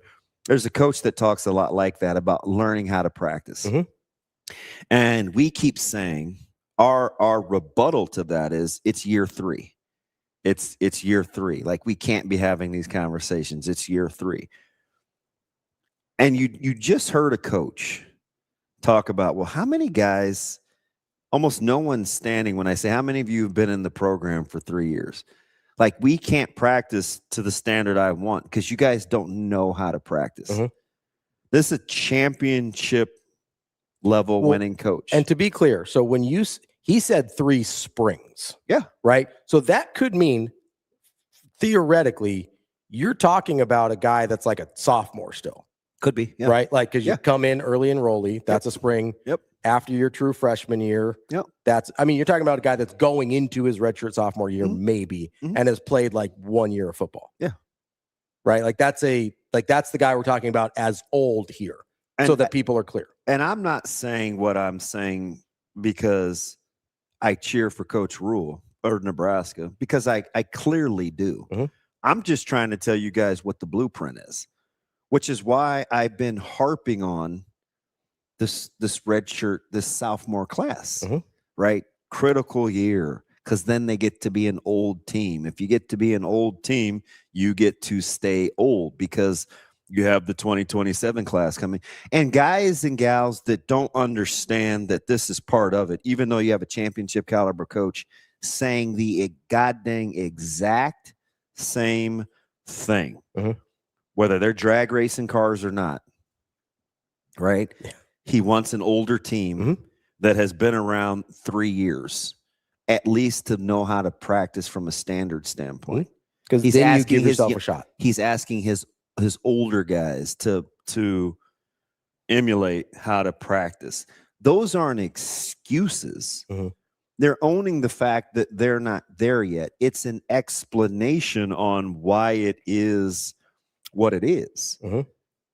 So if you believe that to be the case, and you're looking at who's winning in college football, Michigan, old teams, old, physical. You look at who won Ohio State, old, physical, Indiana, old, physical. Right there. There's something to it, and it's not just football. It's happening in college baseball, college basketball. We talked about college a lot. Basketball, certainly. It's more dramatic. The reason I keep bringing up that true freshman thing, it's way more dramatic than I realized. Oh, it's been 55 years that true freshmen have been eligible.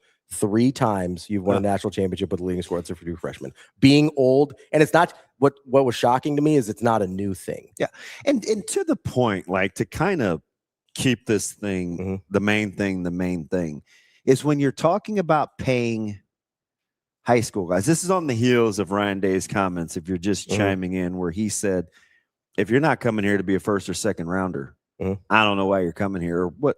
I mean, well, he said it both ways, right? He said, "If you're not coming here, you have that clip ready to go again, guys." Yeah. Across the board at Ohio State, there's an expectation when you come here, you're coming to be a first or second rounder, regardless of your position. And that's it. Just like, you know, if we don't win games and championships, they're going to find a new coach. Well, if you're not a first or second rounder, then this probably isn't the right place for you. And that's just the reality of it. So he says 2 different things. I know. And the very in like 20 seconds, like a semicolon, right? The first part makes sense. You come here to be a first or second rounder. That's fair. I understand. I get it. The second part doesn't, where it says, if you're not a first or second rounder, you probably shouldn't be around here. Because I do think there is value, as we talked about, in being good followers, in being good practice players, in being good scout team. Like there's a tremendous value. Like, so Will Howard won you a national championship. He wasn't a first or second rounder. So should he not have been at Ohio State? Like, what are we talking about here? Like, this is 2 years ago, the guy that won you a national championship, Ryan Day. Like, what are we talking about here? Do you know how crazy just like the real life applications of his quote is? Like, that's essentially saying, like, you came into school as a 4.0 student and we need you to be a doctor right now. Like that's what he's saying, right? Yeah. I mean, and yeah. Like, I understand you have the potential to be a doctor. We're going to work on that. But like in the meantime, but you guys, I mean, let's not act like though. Like, let's just say I'm playing devil's advocate, Jimmy Neutron. Sure. Let's not act like that's not how we think, though. Well, so that's the problem, though, right? Right. That's the problem. We act like it should be just like that. We're not into investing or development. We're like, oh, this is what you're supposed to be, so be that. So we always look at what we're dealing with. Like, Austin, why? Come on, man. Like, why aren't you just better? Versus, all right. Like, have we equipped you with the tools? Is it even being modeled? Like, also, like, what were you 6 months ago? But the problem is, though, is we run out of patience, though, because we act like it's hokey. Like, we act like it's an excuse to be mediocre. That's what we act like. It just drives me crazy how people don't want to hold. I say this all the flipping time.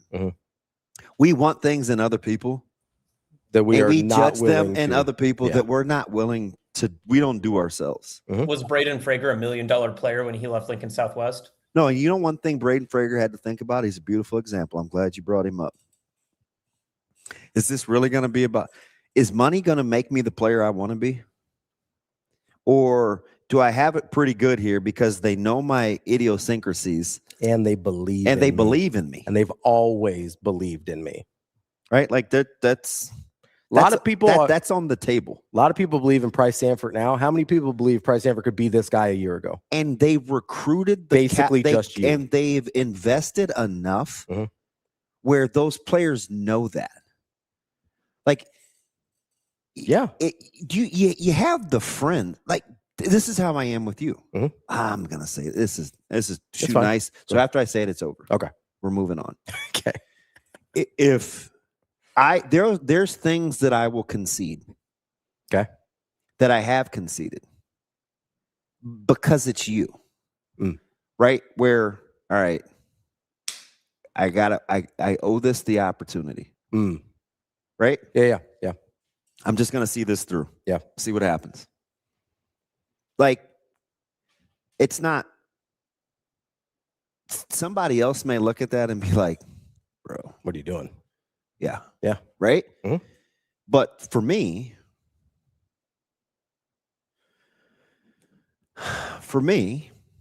being here or whatever, you just don't know how it's going to pan out. It may get me through tougher days where if I was someplace else or with somebody else, where it may manifest itself in a different way that might not be very healthy. Sure. right? So it may look good for me on one side, and it may be super counterproductive in some other areas because I'm a little more vulnerable and you're turning me over to me more. Sure. So you have to weigh that. Young people don't know that. See, I'm older. Right. That's why I said I didn't learn anything until I was 30. I got to learn so I can learn those lessons. But what happens is and Caleb said this to me. We were driving to Nebraska City, and he was listening to a talk show, and they were talking about guys leaving and guys moving and the rumors in the transfer portal. And he goes, and he's just chuckling. And I look, no, I'm dead dog serious. He's just chuckling. He's like, man, you guys don't understand. I said, who's you guys? What do you mean, you guys? He's like, well, we young people say a lot. He said, but to actually pull the trigger and leave and do something different and roll the dice is not that easy.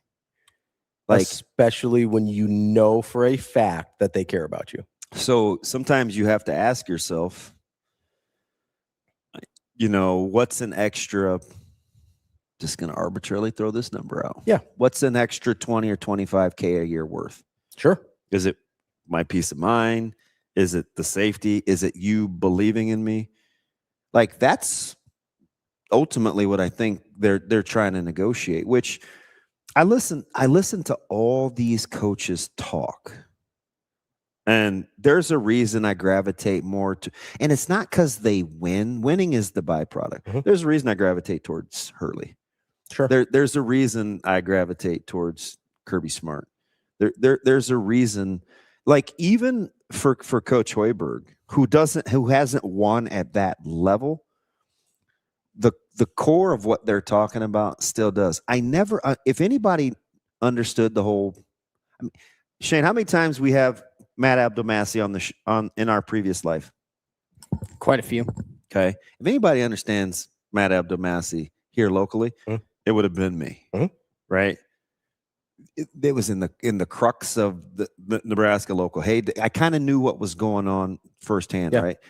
You had a lot of relationships with the guys. It never sat well with me because I felt like, I don't know, man, like, you better make sure it's right because that kid is going to think the same way you do because that's all you've been telling him. Yeah, it's the modeled behavior. Right. So this is what matters. This is what matters. You're not going to get people to be emotionally and psychologically invested if you aren't. Right. And I would listen to his coach, and I'm like, that's not what he's saying. He seems miserable right now. Yeah. I'm a little surprised, if I'm being honest. Not that Hoiberg wasn't fired, although I do think that was talked about. I'm kind of surprised with how miserable he seemed that he really wanted to see it through. So I don't know why. I'm not sure. I'm not in his. Even when we were at the event, and it was very quaint. Yeah. Like, we didn't get into, but philosophy wise, I do think there's this certain level of confidence, it's why I rock with him. I'm telling you. And it's for sure the number one reason why I rock with Rhule. Sure. They believe that this place is capable of the same things that I do.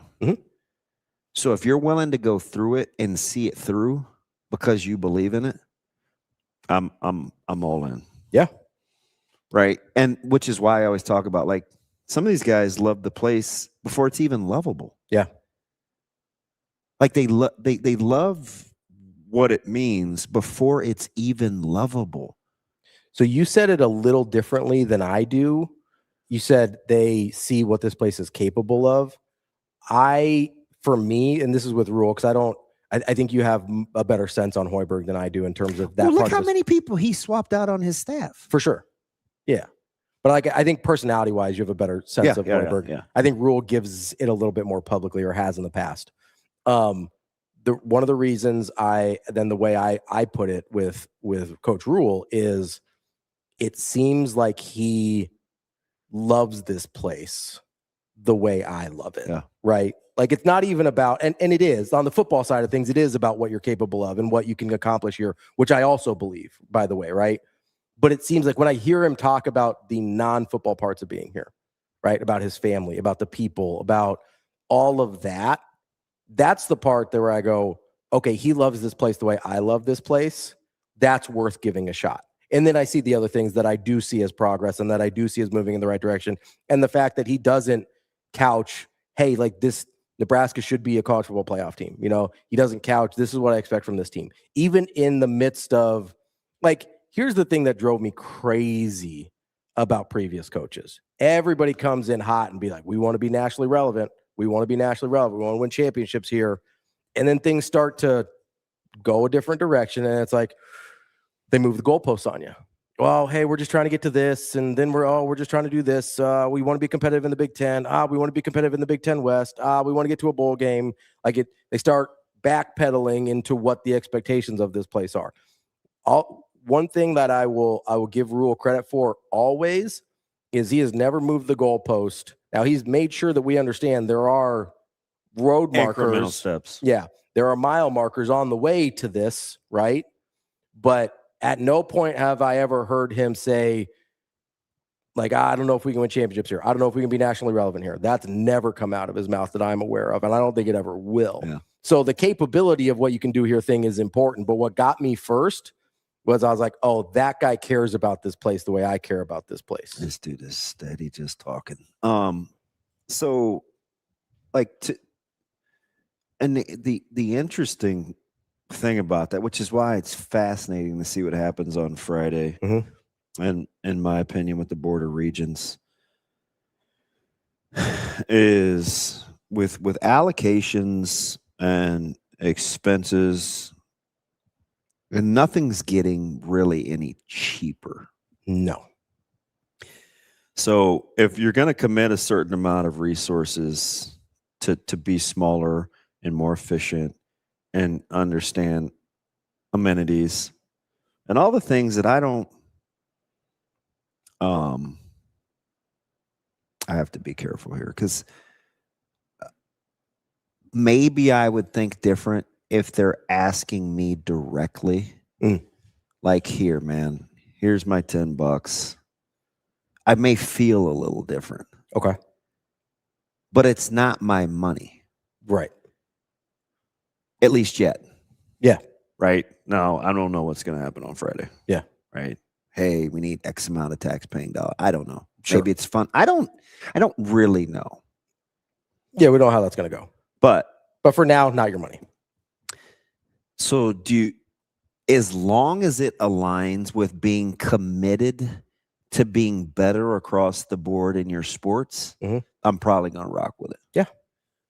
Right. Like, it's not worth sitting at the water cooler and having me be mad over they're going to spend this on this versus they're going to spend this on that. Because I understand, if you really want to play in the sandbox, if you really want to be able to play with the other kids, you kind of have to do what the other kids are doing. Yeah. So, like, I do definitely get that part. Now, do I want to give a high schooler $750K? No. Yeah. I don't. But we'll see how long I have to do business like that. Do I just have to wait this thing out? Because I see what's happening with the colleges, especially in basketball. You see how these NIL dollars seem to be shrinking? Yeah, what happened to Badunga's $5 million at Texas Tech? What happened there? I was told the deal was already done. Is that not what happened? Because he's playing for a different red and black this year, right? You're so childish. Well, no, I was told last week that it was done deal already, because I was like, well, we haven't set the market yet. And like, oh, no, the deal's done. He's going to Texas Tech for $4 or $5 million. Yeah. He's not at Texas Tech, is he? So maybe the market isn't what we think it is all the time. But I do think it's coming back to earth a little bit, is I think what you were saying. I told you that about Dill. I'm like, it's not what you think. We had the thing with Owen Freeman this year.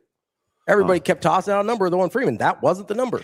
Yeah, so I just think it's a fascinating discussion, especially on the heels of what Coach Manning was saying yesterday. Right? Like, how willing will you be to scratch that check off? Like, where does it end? Because I think right now you're going to be at the mercy of somebody interceding. Yeah. Because it really isn't sustainable. It's not. And I do think there's going to be a somewhat natural evening out of things, because outside of a handful of examples, I think Dank has brought this up several times because he's up there in Oregon, right? Yeah. That Oregon started to pull back on some of their NIL Well, I money think they had to. for Nike, right? Like Nike started to pull back on some of the NIL money. A lot of these places. You see Shellstad is in Louisville. Yeah, again, Louisville, right? You heard Coach Altman. A lot of these, he's like, there were 3 guys we wanted to keep, but we didn't keep any of them, right?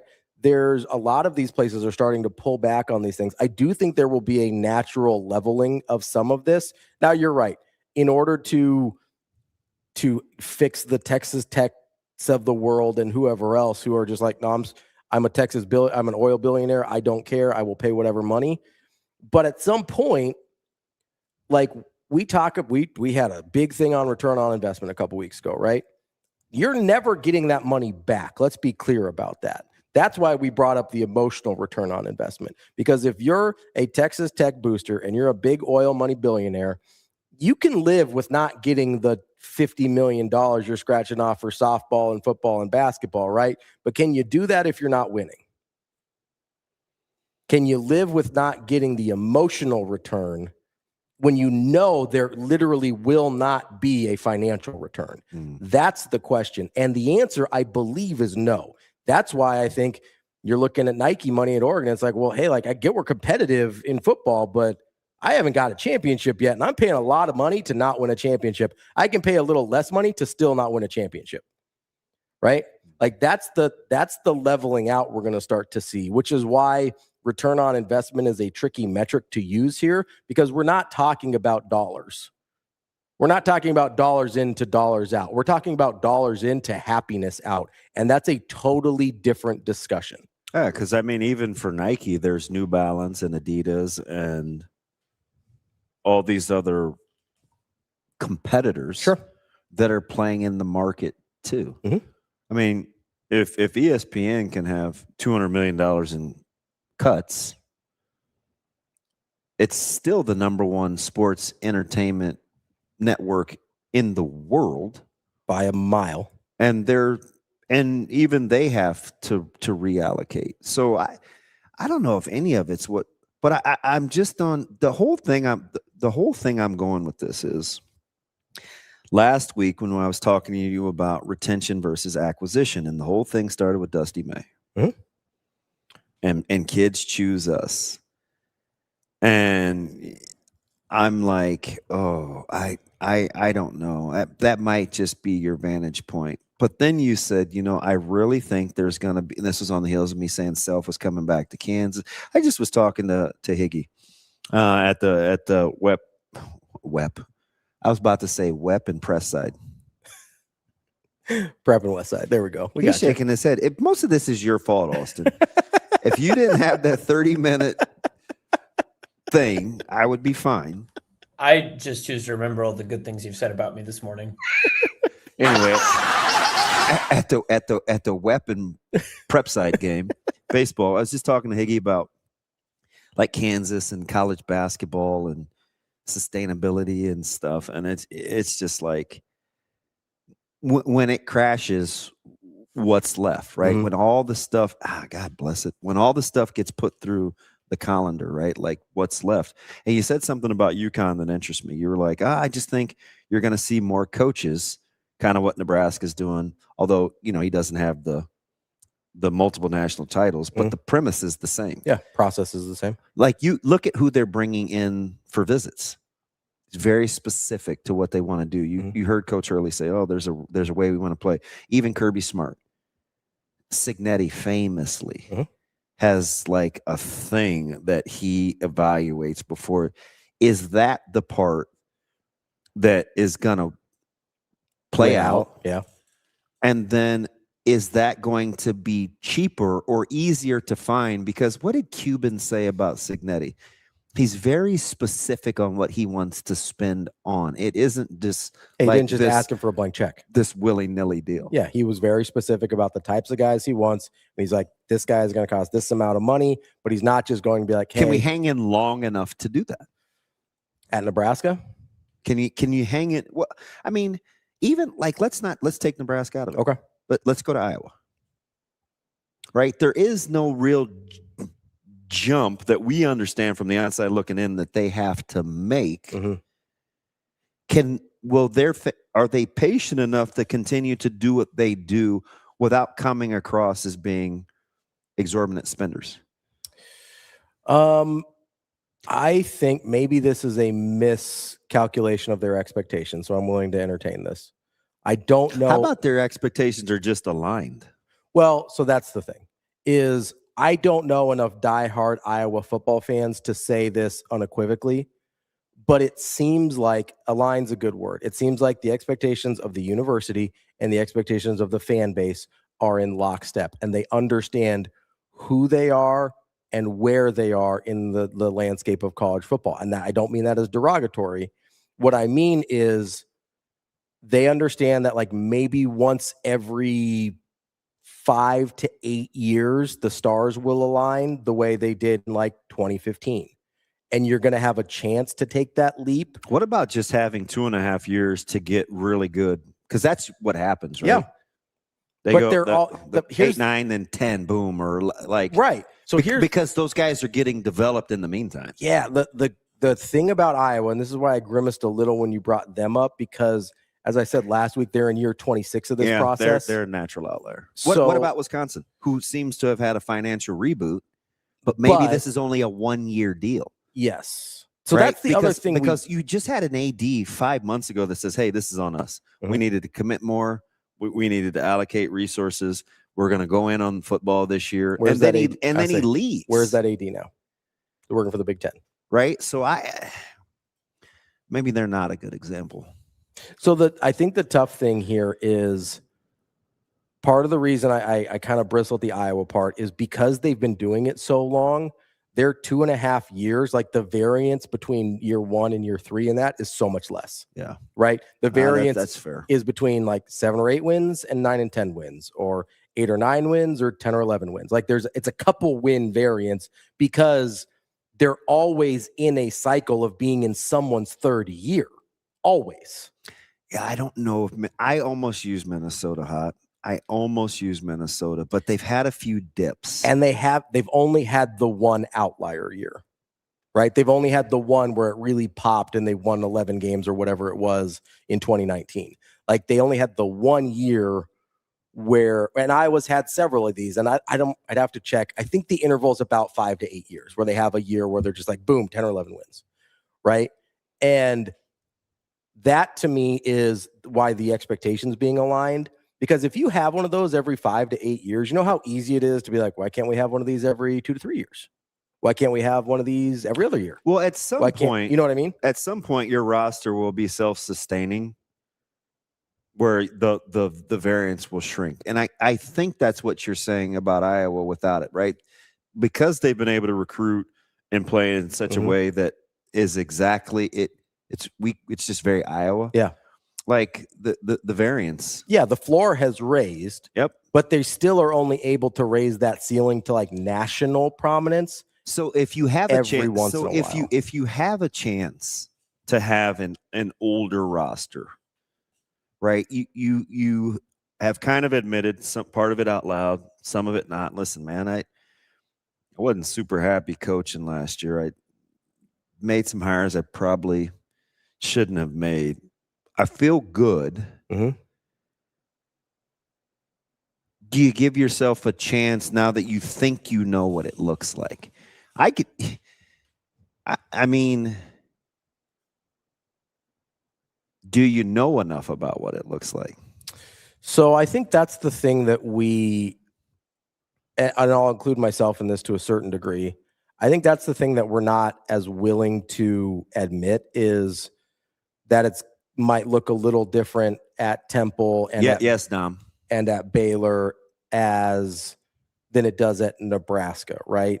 In pre-transfer portal NIL era versus post-transfer NIL portal era, pre-Big Ten era versus post-Big Ten era, pre-Big Ten expansion era versus post-Big Ten expansion era. Like, I think there's more variables at play here where you're like, hey, I think I know what it looks like, but we want certainty in areas where certainty is just not an option. And I think that's one of the biggest problems here is it's like, hey, you told us it was going to be year 3. And it's like, if you had told him that his starting quarterback was going to miss a third of the season, maybe we're having a different conversation.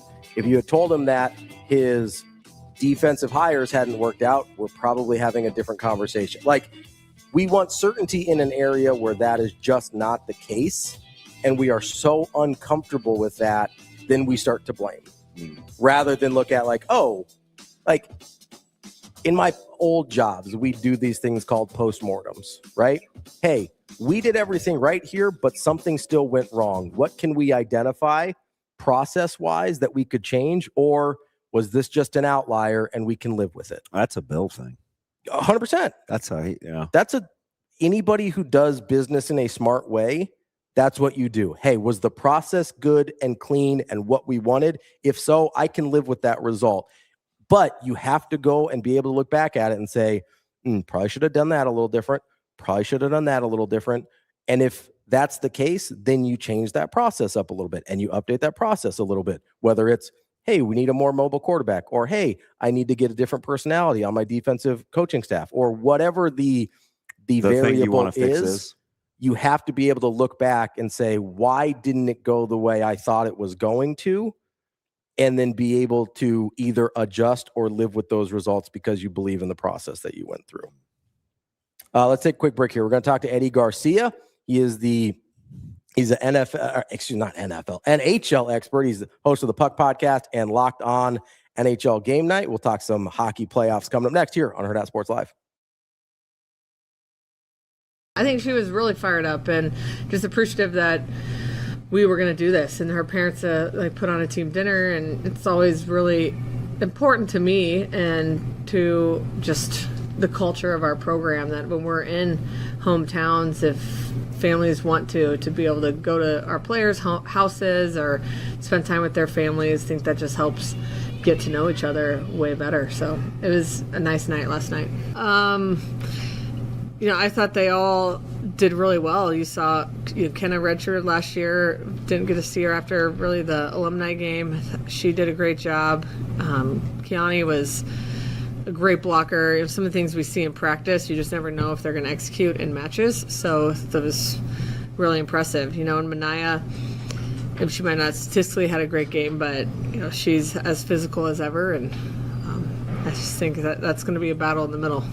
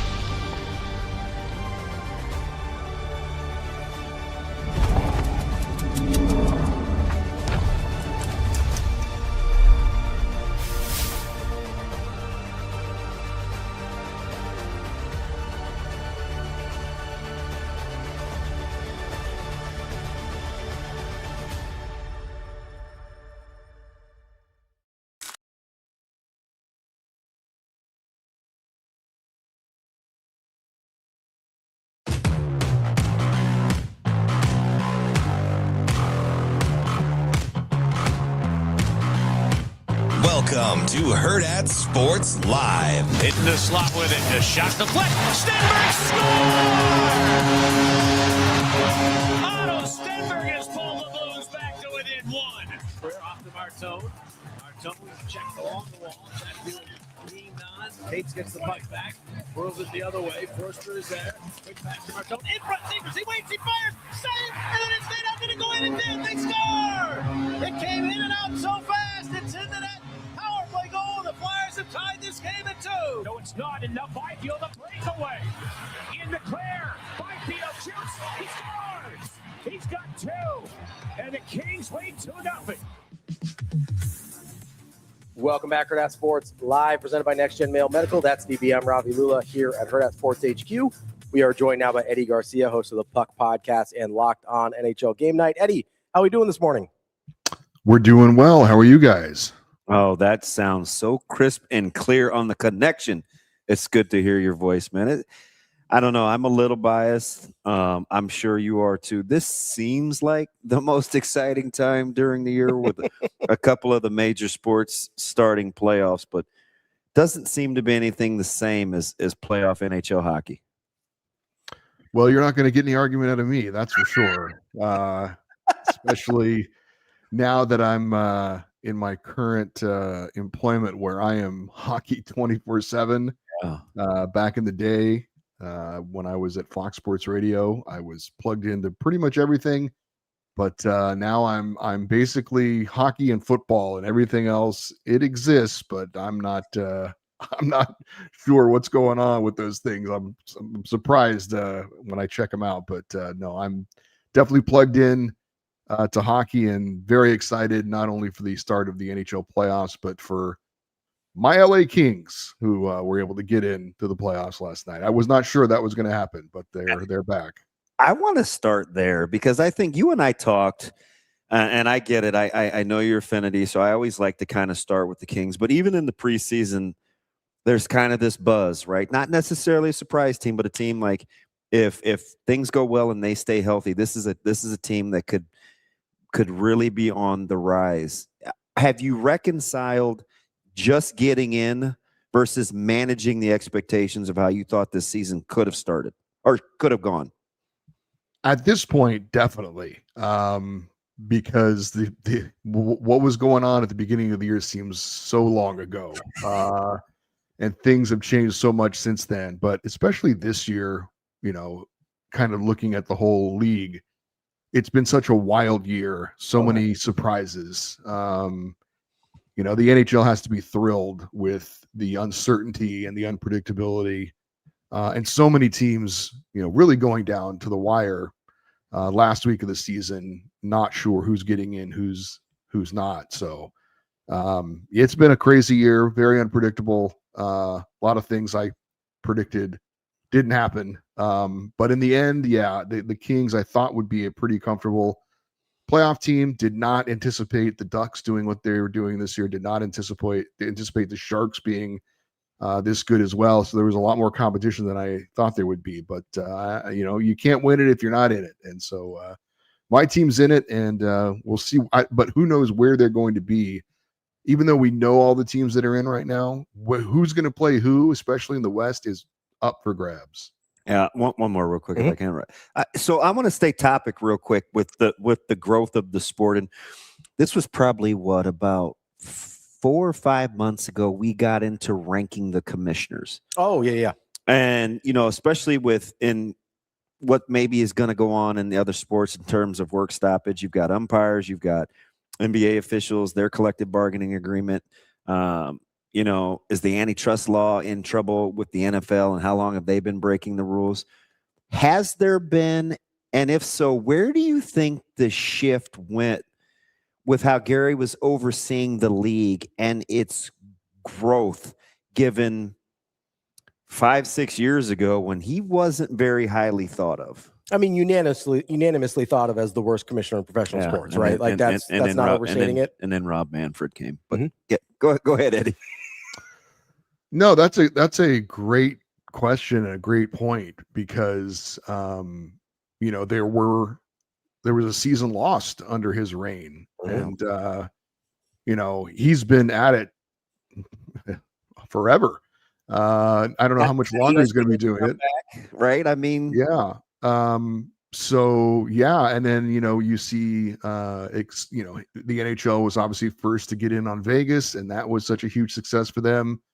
I'm not a big NBA fan, and I look at this play-in tournament that they're doing. I don't understand it at all, but that's okay. Yeah, you don't worry about tanking in hockey, right? It's just inherent to the competitive nature of the sport. I mean, yeah, you're always going to have some of that, especially when you see, I mentioned San Jose earlier, what one player can do to the fortunes of a franchise, a guy like Macklin Celebrini. But there's no guarantee you're going to get one of those guys. You certainly can try, and it does work out on occasion. Certainly Pittsburgh back in the day will tell you all about tanking when they were able to get Crosby and Malkin, and those guys are still going strong for them. And they're a huge surprise this year as well. But Gary Bettman has really kind of turned things around. There's no doubt about that. And the NHL is as healthy as it's been in a long time. They've got labor peace now. They've been able to rebound pretty strongly from COVID, which hurt the sport for a couple of years, but they've come out of it on the other side, I think, looking pretty good. So he's been able, he's going to be gone here pretty soon, but I don't know exactly when. He's kind of not specifically said this date, but it's going to be pretty soon, next couple of seasons, I would guess. But he's actually leaving the sport in a decent place. There's always going to be criticism of certain things, and a lot of people are upset about the playoff format. But when it's all said and done, like I said, when you look at how competitive things were till the final week, and still things are yet to be decided, I don't know that there's going to be complaining, sure, but when it's all said and done, the interest and the competitive level is very healthy and well right now. Eddie, you've mentioned the competitiveness a couple times now. Do you think that regular season competitiveness that we have seen in terms of how closely bunched some of these teams were, especially teams like you mentioned, some that you thought would maybe be in a safer position before, like your Kings, before finally clinching a spot in the playoffs, do you expect that level of competitiveness to manifest itself in multiple teams, or how many teams you think can actually win this thing? Yeah, I do. Colorado for a large part of this season was far and away looked at as the best team. I would not be surprised at all if they don't make the Stanley Cup Finals.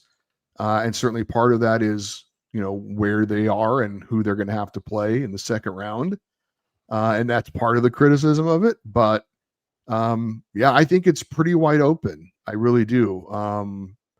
There are a couple of teams you can point at and say maybe that team's the favorite, but it's pretty wide open, I think. So yeah, I think that's healthy. I think the regular season should be a little bit more valued in terms of the playoff format for me.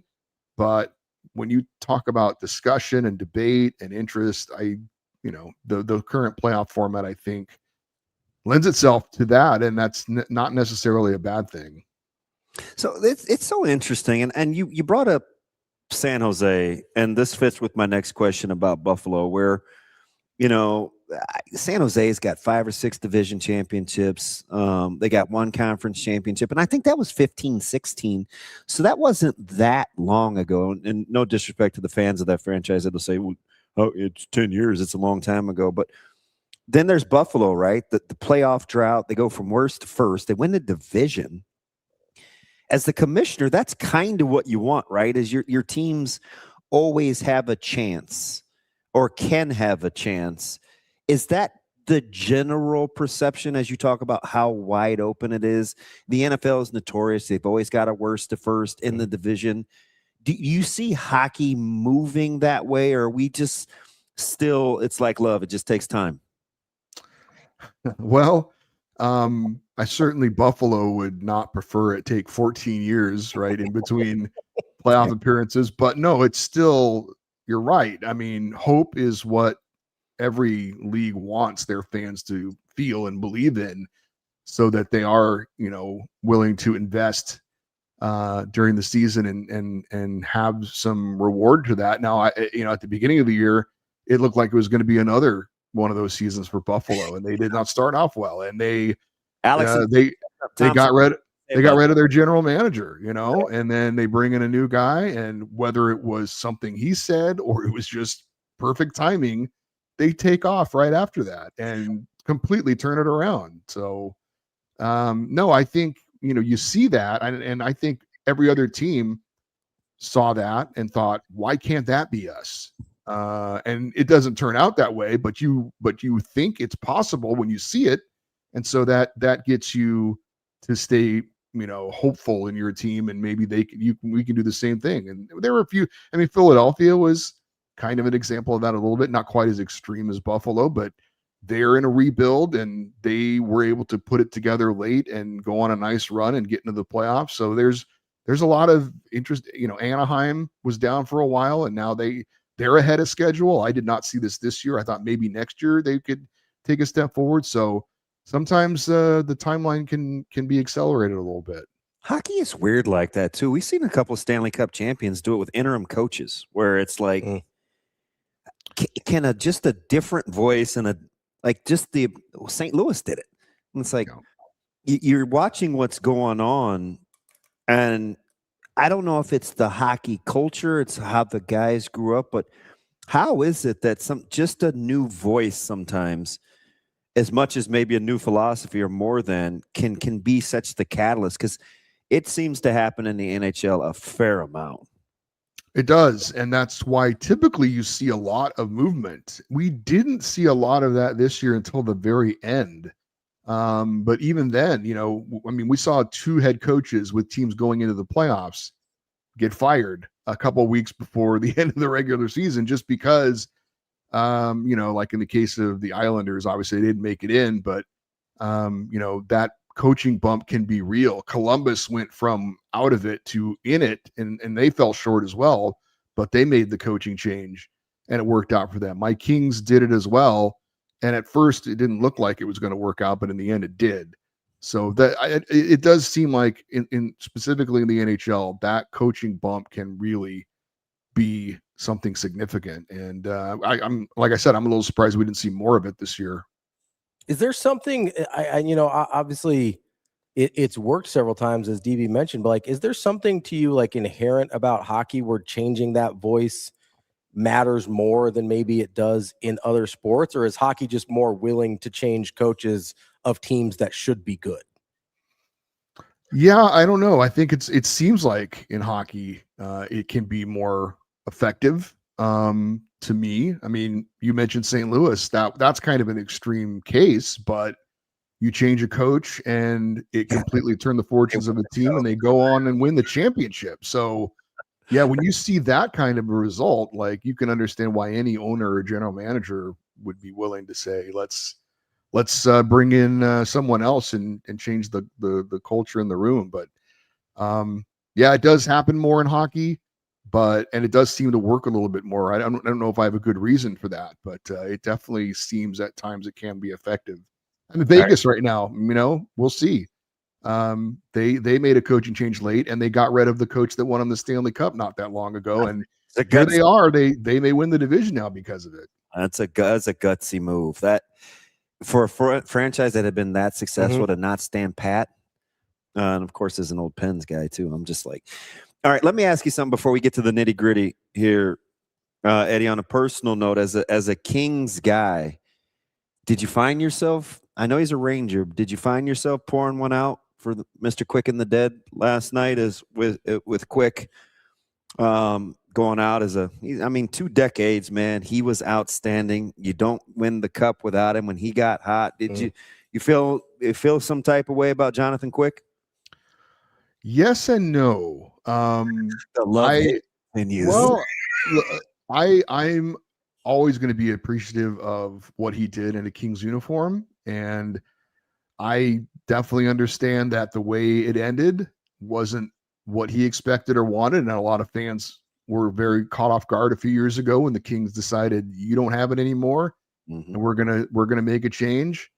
But I've never been around a more competitive player than Jonathan Quick, and so, but he's held on to it. I think he might, and this is easy for me to say, and he's a human being, but this is the business we have chosen. This is the job he chose. And with that comes a time when a team may say, we've got to do what's in the best interest of us. We don't think you can perform at this level anymore, and so we're going to make a change. And that's hard for any person or any profession when that happens, but it's also, you understand, that's the profession. And he seems like he has really held a grudge against the Kings. Yep. And so much so that, when he came back to LA for one last time, he was asked the obvious question afterwards, how do you feel about coming back here, blah, blah, blah. And he basically said, it's no different than when I go back to Vegas or Columbus. And that's like, are you kidding me? You won 2 cups here, my man. Columbus, you didn't even play a game there, and you're going to mention Columbus. And he did it again the other night after the game against Florida, his final game. So he's holding on strong to his feelings about how it ended in LA, and he wasn't happy about it. And I get it. I really do. But the fans had nothing to do with that. And, I hope that once he retires officially, that he can take a deep breath and, come back to LA and have his jersey retired, because that needs to happen as the greatest goalie in the history of this franchise. But he's still holding on to that, man. Grudges die hard with him. So we'll see what happens. But he's a Hall of Famer, had a hell of a career, played a couple more seasons than I thought he would, and at a decent level. But we'll see. I hope once it's over, I hope he can kind of take a deep breath and say, okay, what happened. I deserve to be honored by these, people. I deserve the fans to come to give me that one standing ovation again. Go back, get your jersey in the rafters, and then concluded hopefully on good terms. All right, let's get into a little bit of the nitty gritty of this year's playoff picture. I'm fascinated by Edmonton, obviously coming off the 2 straight Stanley Cup losses. Where do you put them in terms of, are they in that group of contenders for you, or are they in that next tier down? I would not have them there, but then again, they also, they know how to do it, and they know how to turn it on at the right time. But the goaltending is still an issue for them. It's probably worse than it was when they made a big trade this year and shipped out Stuart Skinner, who was the whipping boy for them, and brought in Tristan Jarry, who is not even the number 1 now. It's never healthy, man. I'm a Pens guy. I'm like, that was ballsy.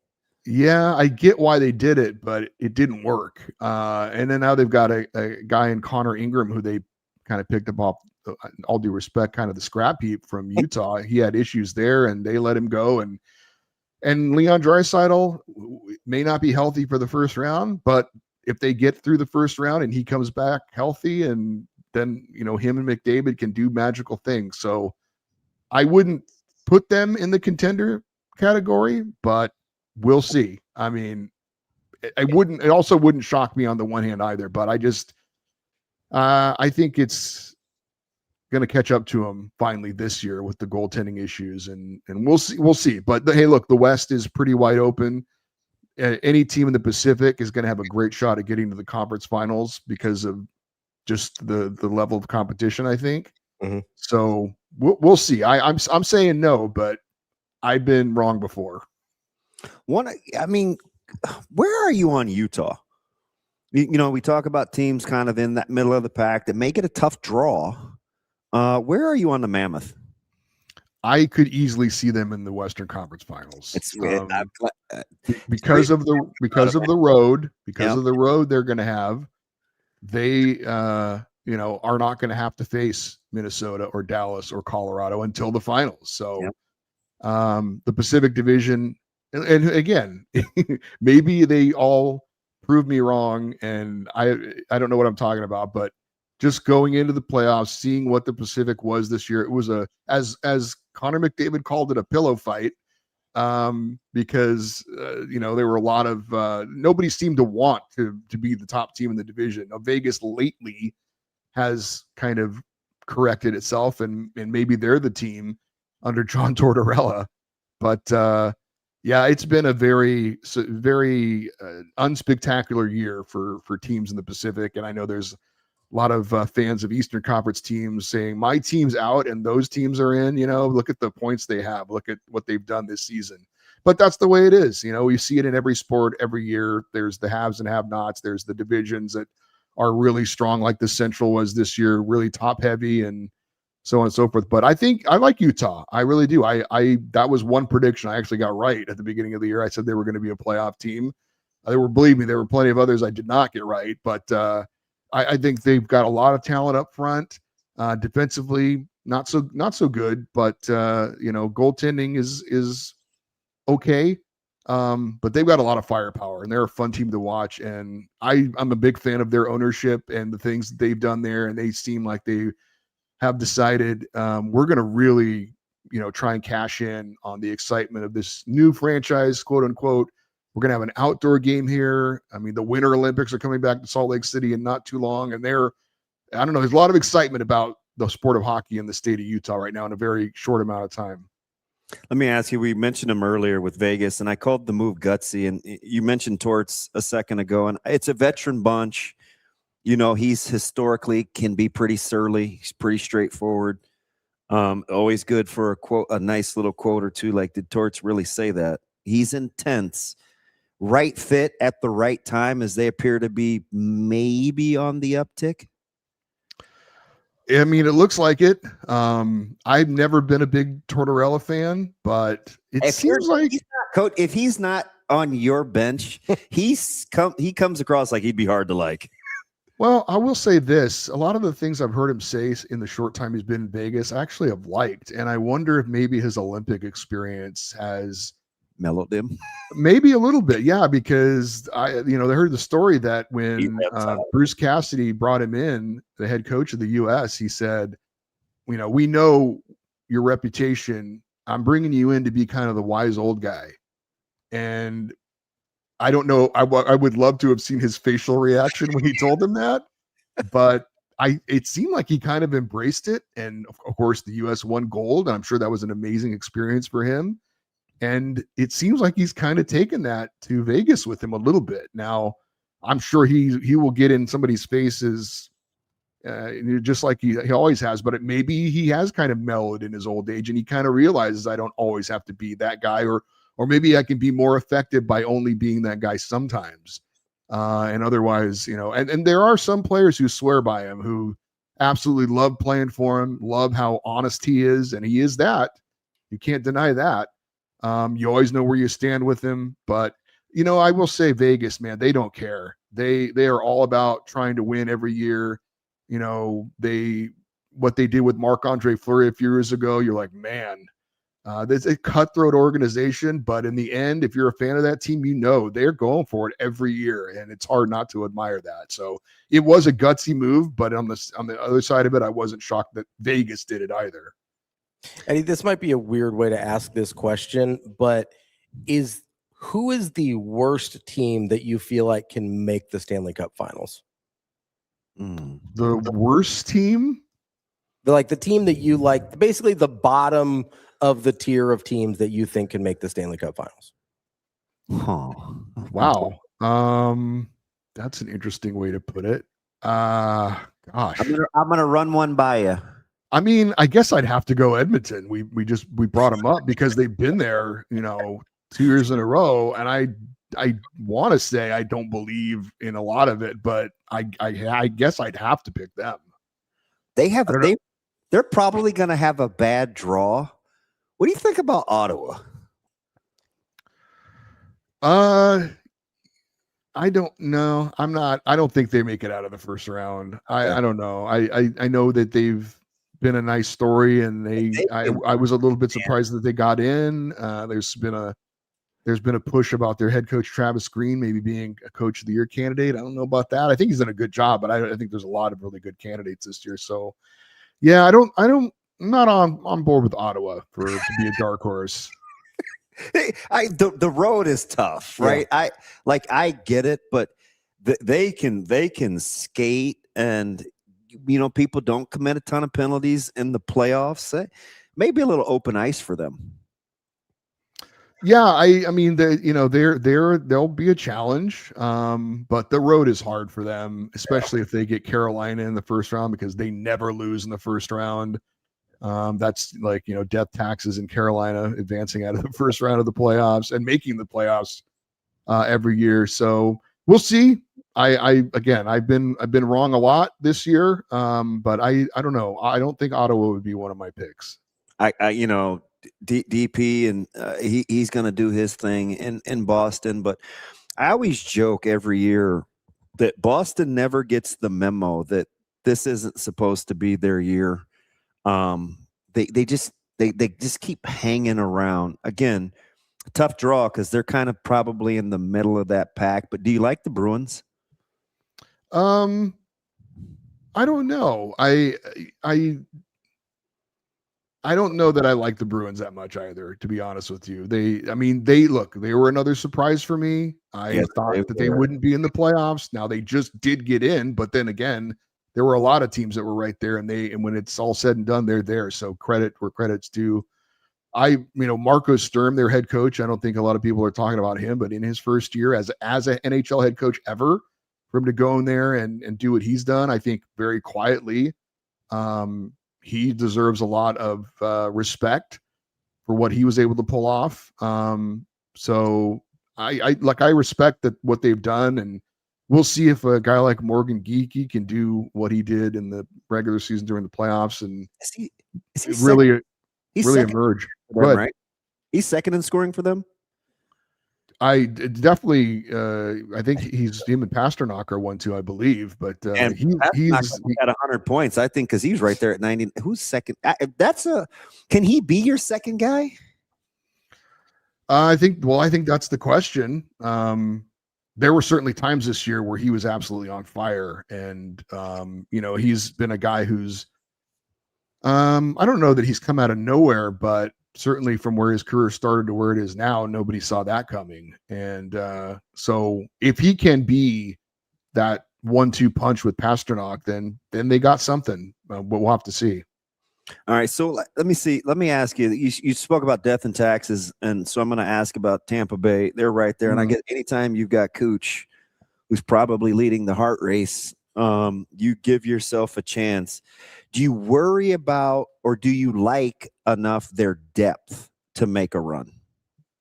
No, I do. I think they are one of those teams that I think it was Connor McDavid talked about it this year. Their head coach, John Cooper, and their organization, they do a great job with letting players know what their role is, and those players embracing their role and doing a really good job with it. So they've got the high-end talent, they've got the experience, they've got the cup winners, but I think they got a lot of decent role players, and they always seem to have that in Tampa Bay, guys that really know how to play their role and do it well. So I'm pretty high on Tampa. I think they're the favorite to me going into the tournament, even more than Colorado. So I'm big on the Lightning. Yes, I am. Mm-hmm.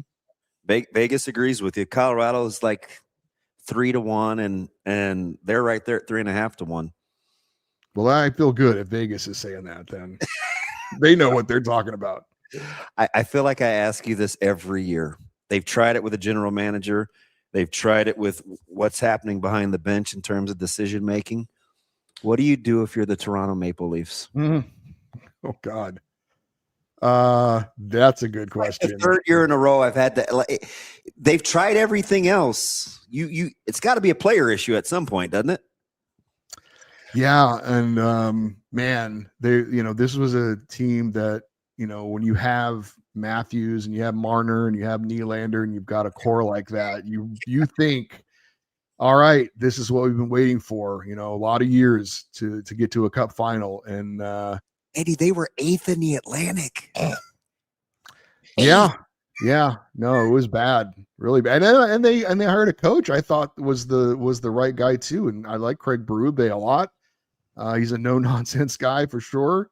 Won a cup, as we mentioned earlier, in St. Louis in pretty dramatic fashion. And man, I don't know, that place just is not. It just seems like that's where hope goes to die. I don't know. It's man, I wonder very, very much about Austin Matthews and everything that happened there with him and his teammates not sticking up for him and that hit against Anaheim. And if he's not like, man, Mitch Marner goes somewhere else, gets paid, and is not having all the issues that I have with this organization. And I wonder if he doesn't think I got to get out of here and go somewhere else. That Toronto's in an absolute mess, and I don't know where they go with that. All right, Eddie, we'll get you out of here on this. Real simple. Do we have a personal fave to win the cup here? Yeah, I mentioned Tampa Bay. I think that's probably not a shocking or pick or a sexy pick. Maybe from the beginning, like I said, a lot of things I didn't see coming. Didn't see Pittsburgh doing what they're doing. Teams in the West like ahead of schedule. But Tampa Bay's been a constant. They've got the head coach who's been there, done that.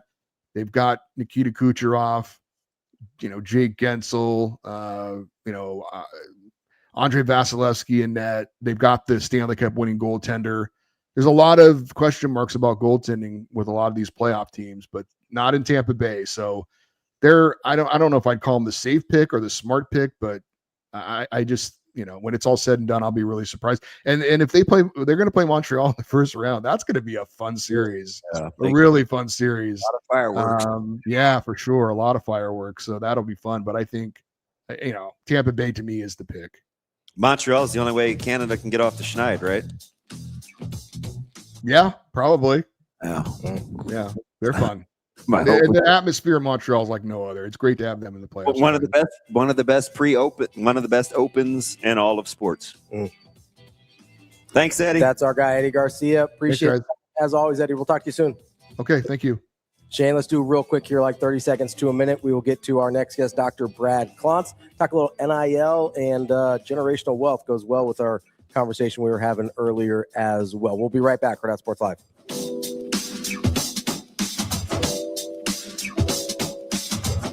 Pretty cool. They're really good.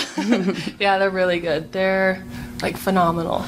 I have no words sometimes. Like the angles that they hit, it's mind blowing. Yeah, they're awesome. I do think naturally for a regular volleyball fan, they're drawn to what Mimi and Sophia do, but I think we forget to give credit to the fact that I think Kylie is consistently passing over 70% most games. I think she was at 80% in this game. And our middle blockers are unsung heroes with the amount of slowdowns we get. They don't show up on this stat sheet, but that's a huge part of it. And when they don't have a good game, our outsides don't have a good game. Fair enough. Yeah, I think y'all clinched the spot in the playoffs today. Oh, let's go. Well, I was going to save that for the change room, but thanks. We won't tell. You're going to, yeah, we clinched. We knew we'd clinch. I won't tell anyone. I mean, if they're not watching in the standings, yeah, we clinched tonight.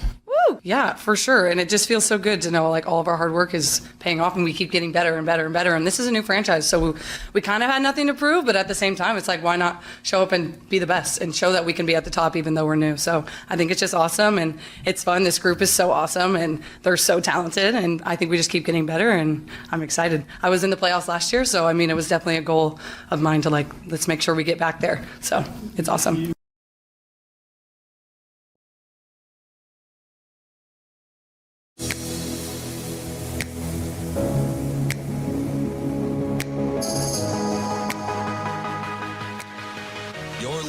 To Hurrdat Sports Live. Welcome back, Hurrdat Sports Live. That's DB. I'm Ravi Lulla. We are joined now by Dr. Brad Klontz. He is a financial psychologist and teaches a class on NIL and generational wealth at Creighton. Dr. Klontz, how are we doing this morning? Hey, I'm excited to be here. Thanks for having me. You got a psychologist on your program. Is this an unusual experience we're having here? I think we need one more than we have one on, if we're being honest. But and I gotta tell you, Doc, I'm super appreciative. It's just you can further be an extension of what we like to do. We try to think outside the box. We like solutions. So in order to have any sort of solutions, we have to figure out as best we can the why. Right. We always can look and we see the what, and it's like, well, how'd we get here? Mm-hmm. So we're like, we're trying to dig deep, man, and take advantage of your expertise. So we appreciate you. I love it. Happy to be here. So real quick, before we start asking questions and stuff, if you could just give a little bit on your background for our viewers and listeners and kind of how you came to develop this class at Creighton and why you thought it was important. Yeah, absolutely. So I'm an unusual professional in the sense that I'm a clinical psychologist. And my specialty over the last 20 years, though, has been the psychology of money in general. Like, why do we do what we do when it comes to money? And so that's been sort of the thrust of my research, my teaching at Creighton. I also have a background, a couple other things that are important with regard to my background for the discussion we're about to have. I come from a low-income family, multi-generational, not wealth. And my mom always liked to say we were middle class except lower. And I'm like, Mom, they got a word for that. Yeah, we call that poor in our house. Well, that's what everyone else was calling it. But so something as a child, I was really curious about why I come from a working class, hardworking, God-fearing family. Some branches of my family have been here since the Mayflower, but why are we all in a trailer park? So that had me thinking from the start, there's got to be something here that relates to how we're thinking about money, what we're doing around money. So that's a bit of my backstory. Actually, I also was an athlete in college. They didn't have NIL, unfortunately. not sure I would have qualified for much money, but so that's really been my background, is trying to understand what we do, why we do what we do when it comes to money. Over the years, I've worked with professional athletes and musicians and entertainers, people who come into large sums of money, and essentially we are actually wired as human beings to blow it. So we see all these stories too, right? Of these athletes who've had incredible careers, have a bunch of money, lottery winners. I mean, the typical response and typical result is people blow all the money. And it's not because they're stupid. It's because of their psychology. And we can talk about that. But with this NIL opportunity that's coming up, and I think it's fabulous, by the way, my personal opinion, it's an incredible opportunity for even a younger group of people to benefit from their hard work, what they're bringing, the value they're bringing to their universities.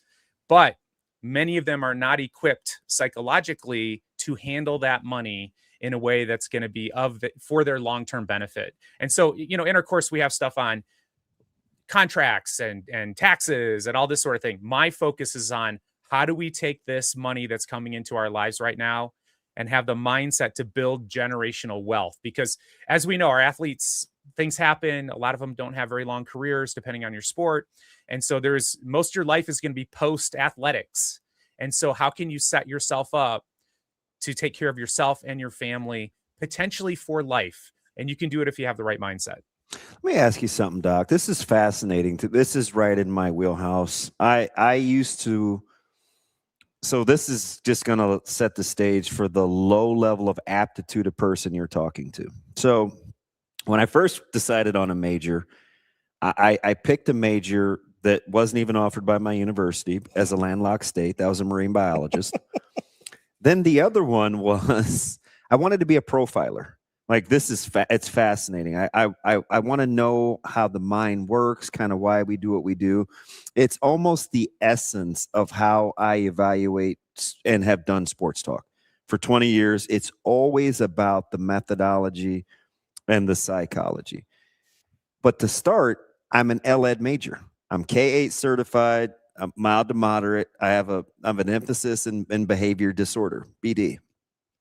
So I say all that to say, are there predispositions? Are there predictors or indicators? If by nature it's to blow it, where are we starting for those if we're trying to look at people that will actually value things that are given to them based on where they've come from? It's such a, I've created my entire career based on your one question right there. You stated it so well.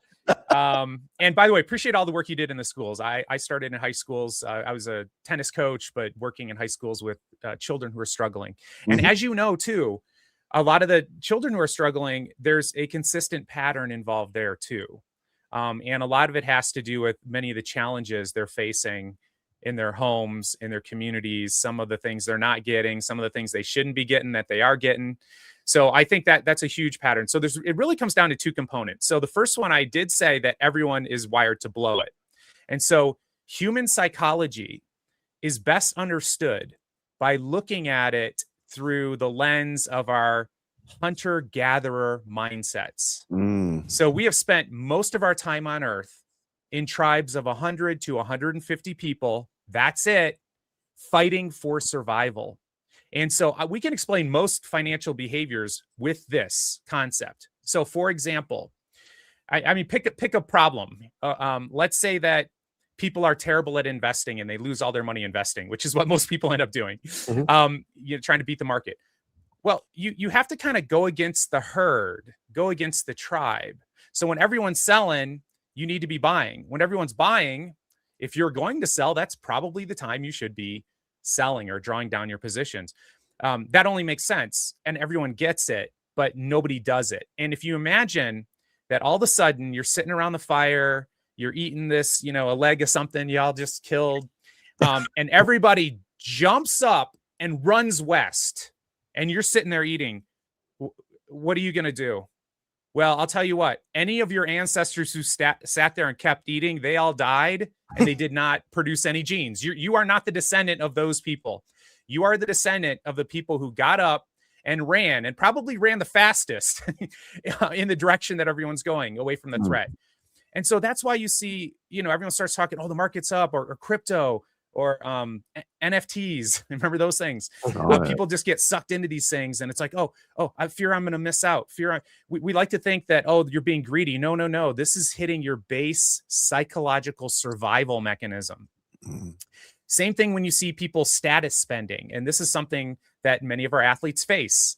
We have this mindset of, I need to show people that I've made it, and you look around Instagram, you look around on social media, you see people flashing these fancy things, and you immediately start to feel, I'm missing out, because your status in the tribe was a matter of life or death. You had to maintain your status. So we like to tell kids, you shouldn't care about what people think about you. And it's like, give me a break. We are just not wired to not care. It is part of our survival to care. So you have to understand that, and you have to sort of rein that in. So the first thing I'm talking about here is how all human beings are totally messed up when it comes to money, because we just were not built to save. Like, you couldn't save anything on a hunter-gatherer tribe for two reasons. Number one, it would spoil. Like, if you're trying to save food, you got to eat it as much as you can. As fattier, the better. You can see how this is a problem in modern society. Doc, I'm a great food storage guy, just for the record. Like, if anybody knows how to store food, it's me. Yes. You've overcome your natural programming to eat it all right now, which is how we're wired. So we're wired to do it all wrong. Also, you share too much, and then everyone in the tribe's looking around saying, why do you have all those horses and I got one? And so now the threat is that you're too greedy. So you need to share. And that's part of survival in that sort of tribal mindset. So that's number one. We're just wired to do it wrong. And then secondly, you got to ask yourself, how am I uniquely screwed up when it comes to money? And I've done a bunch of research on this. This is the beliefs you have about money that you've inherited from your family system, from your parents, from your grandparents, from all the stories you heard growing up, from the stories you didn't hear about what people did when it comes to money, and then the experiences you've had in your own life. And so it's a multi-layered question where we're just all wired to do it wrong. That's why most lottery winners are right back to where they started. And there's a lot of reasons for that we can dive into about how that plays out in young athletes' lives. If they're, for example, if they grew up in a poor family system or a lower income family system community, all of a sudden they get a bunch of money. That is an existential threat to your psychology. Like, we can look at it and say, whoa, there's nothing wrong with that. Why are you panicking? On a deep level, psychologically, people are wired to get rid of that money as fast as possible. And they do it in many, many different ways that we can talk about. But we're all screwed up when it comes to money. You throw a bunch of money in there all at once, and that's when you see these dramatic examples of why we tend to do things wrong. Oh, this is fascinating. I think of two things as I'm just thinking out loud. I think of the difference. I played with a guy, Lawrence Phillips, who couldn't have cared less about money, growing up the way that he did. In a similar fashion, I played with a guy from Lawton, Mike Minner, who struggled as well socioeconomically, that turned out to not want to spend a dime, right? And the only two things they shared other in their ethnicity was the fact that they both grew up poor, but very different conchis on what happened once they procured money. It's fascinating. Let me ask you something, Doc, because we were talking earlier about the different philosophies that these coaches have in terms of spending. We were talking about all these major coaches, Ryan Day from Ohio State versus Kirby Smart. And you know, we're seeing it right at Creighton, the difference between, you know, Coach Huss and Coach Mack, and just the evolution of spending. Are there indicators or things that you should or could look at to know if you're at least limiting the variables in terms of people that you may want to pay to come to your institution? From like a personality standpoint? Yeah. I got to tell you that is not my area of expertise, but I think it should be, because I think I can make a lot of money. I bet consulting in that area.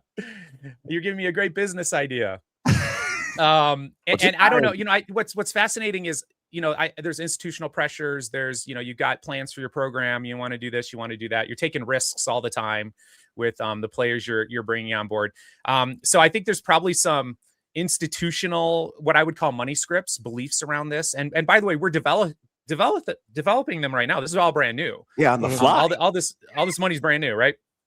But the way and then you have to throw in there, what is this individual coach's psychology around money? Like, how are they looking at it, and why are they looking at it that way?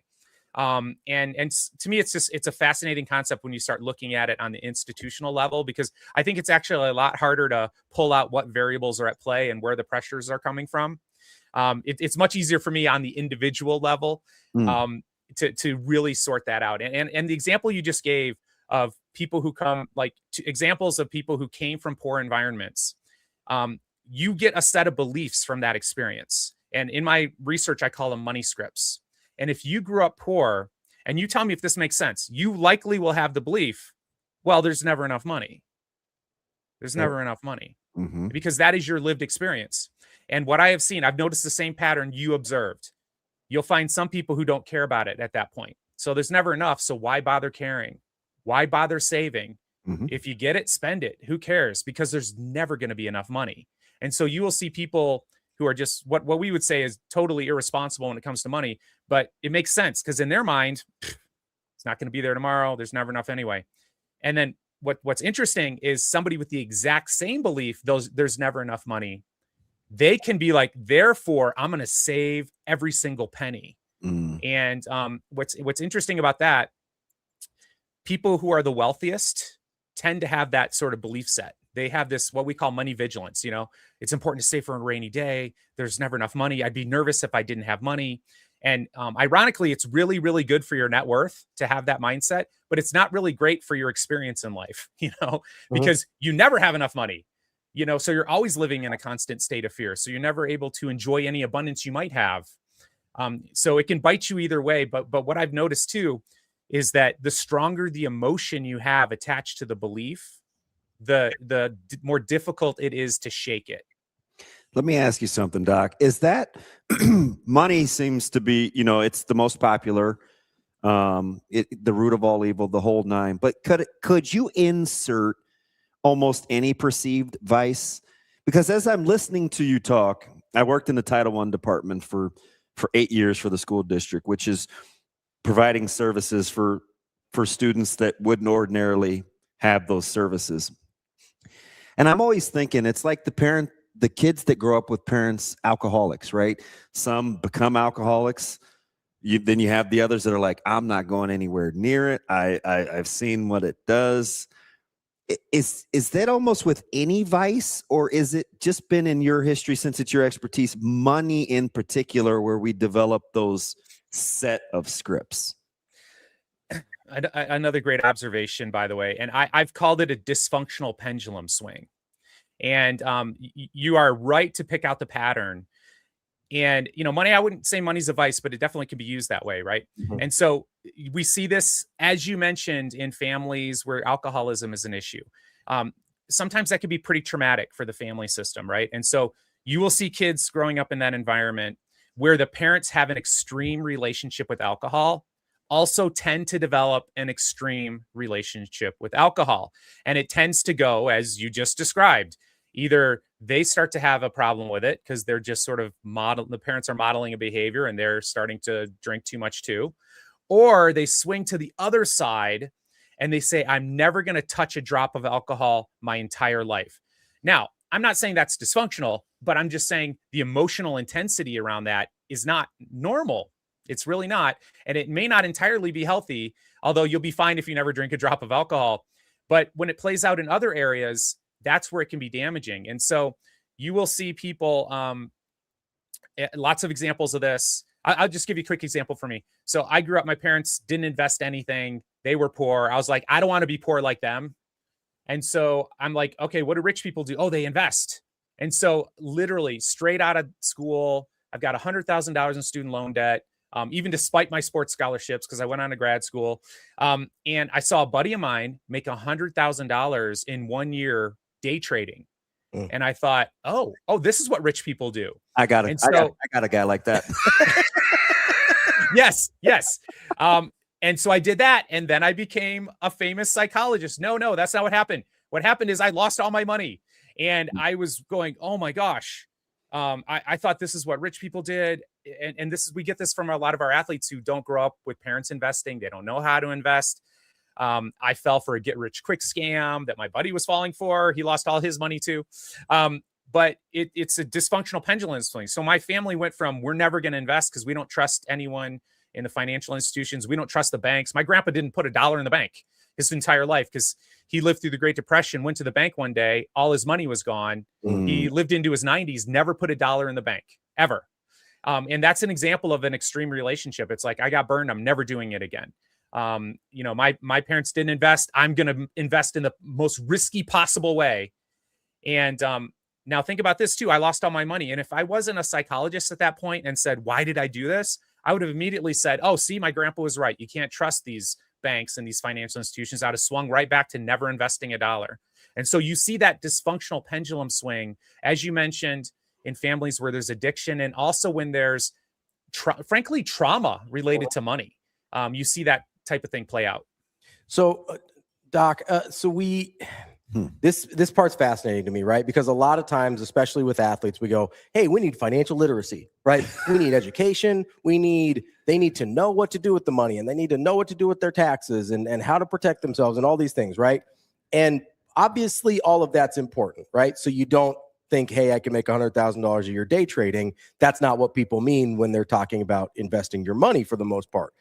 But in order to get to that point where the education means anything, I actually do think the alcohol is a good example here. You could tell an alcoholic all day long, hey, this is bad for you. Hey, this is bad for you. You're going to get fired. You're going to lose your job. You're going to lose your family.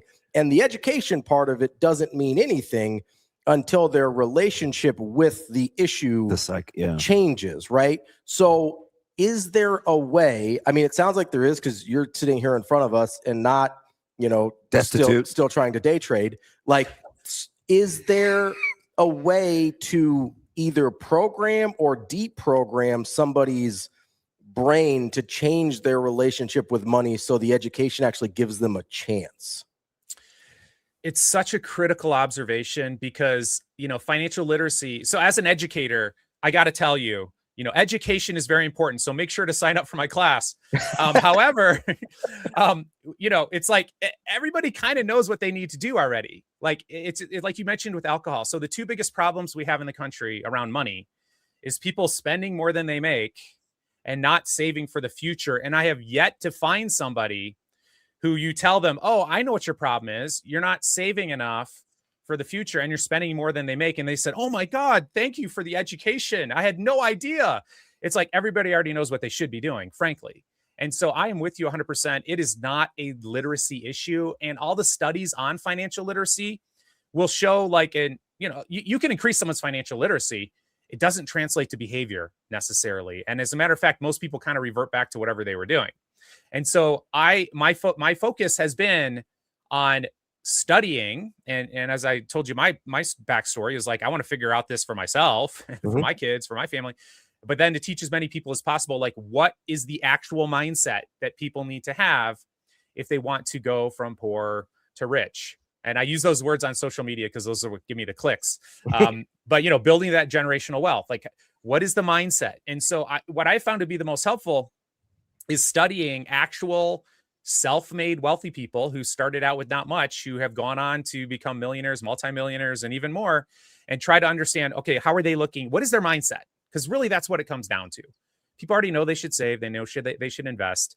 But what is the psychology? What are the mindsets that we can instill in people so that they can become wealthy? And by the way, I worked in low-income schools for 20 years. Like, I think everyone can do it. I literally think, and I know for a fact, that if you work in a fast food industry your entire life, you could retire a millionaire. I've done all the math with hundreds of students if you just have the right mindset. So I'm curious about this mindset and how it specifically applies to NIL and the people receiving NIL. Obviously, mostly, I mean, we're talking about late teens, early 20s here.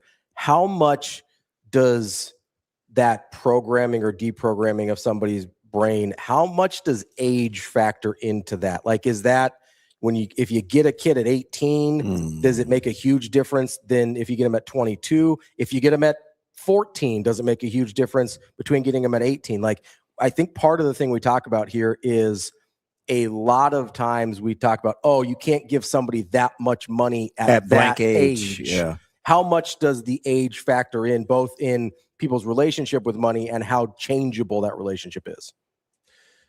And so we all know young people who are super smart and on top of it. So this is not to disparage young people. Maybe I was the only one who was dumb when I was young. But the bottom line is, like, and all the research shows this to be the case, like, as we get older, we get wiser. And the same thing's true with money. As we get more education, we tend to have better beliefs around money and a better mindset. So age does help a lot. It also decreases impulsiveness, right? Like, your impulsiveness decreases as you get older, especially for boys, as the prefrontal cortex develops. So it's not that it's impossible when you're young. It's just more challenging. And for many people who, you know, just average Americans, like, they're not even thinking about investing for retirement till they hit 40s, 50s. And then everyone's sort of like, oops, I should have started when I was younger. And so that's a common experience for people. But I think the younger, the better, quite frankly. And part of it is instilling this mindset before the money comes. And we can use NIL as an example where you're getting an influx of money. We can use getting your first job as an example. If you have the right financial architecture in your mind, when you get your first paycheck, you will become an automatic millionaire. You will. And that's the best time to do it, because the worst time to do it, and I'm going to get very specific here, is after you've already established your life. You know, after you've got your first job or you got your big paycheck, and now you're going to go get the best apartment you can afford. You're going to get a new wardrobe. Of course you need a new wardrobe. You're going to get a car, some type of transportation. Well, how much can I afford? You know, you go into the car dealer, they'll tell you what you can afford. You know, they're not thinking about your best interests, perhaps. You're going to buy the furniture. You're going to create your life. And then what people do is say, okay, now I'm going to look at how much money I have left and I'm going to invest the rest. Oh, wait, there's no money left. Yeah, it doesn't work. That happens to everybody. I don't care if you're making $50,000 a year, $100,000 a year, $2 million a year. It happens to everyone, because your apartment's just going to be bigger. Your car is going to be better. Your wardrobe's going to be more expensive. This is what happens. And so to your question around age, if I could just instill this mindset in every person listening, and it's probably a higher percentage if you're getting a huge chunk of money, because one of our problems is as an athlete, we think, oh, this is just the first of many checks that are coming. By the way, same thing with musicians, movie stars. This is the first of many. And unfortunately for many, oops, that was it. That was the last one, because you got injured or whatever. But the mindset is this: I'm going to save and invest a percentage of every dollar I get. And I would love for every child to be raised that way. And for the average person, I would say 20, 30%. You will be a multimillionaire unless you do something stupid. And with these big chunks of money, man, I want to look more like 50%, 75%. Because you can, for some of our athletes, if you're getting like a 7-figure deal, like if you get a chunk of that and you save and invest the majority of it, you're going to be a multimillionaire, one and done. But the temptation is, I'm going to spend it. I'm going to get the nicest car I can. What are my buddies getting? This is where that social comparison comes in. This is where that tribal mindset comes in. It's like, well, what kind of car are they buying? How much attention are they getting? I need to do that. So we tend to run in herds like that, and we tend to mimic the behavior of those closest to us. Does in the high achievers realm, right? You're talking about musicians, athletes, movie stars, a lot of types of people you've worked with in the past. Does the mindset that it takes to become that type of person, the confidence that it takes to become that type of person, work against the mindset of, hey, this might be my only big check, I better be smart with it. This might be my only big opportunity, I better be smart with it. Because your entire life, you've had to have the confidence that no one else really has to think to even get to that first check. Does that make sense? It does make sense. And you're absolutely right. And many people who are in those athletic and creative arts, their mind is somewhere else. You know, they're not planning for the future in the same way that some other people might be doing. They're creating, they're taking risks. This is how they got to where they are right now. And to all of a sudden shift gears and become like a financial expert, you know, who has more of an engineering mind and thinking about the future all the time and planning and being more conservative. It's the opposite of mindset, quite frankly. And that's why people tend to get in trouble without some consulting and help along the way.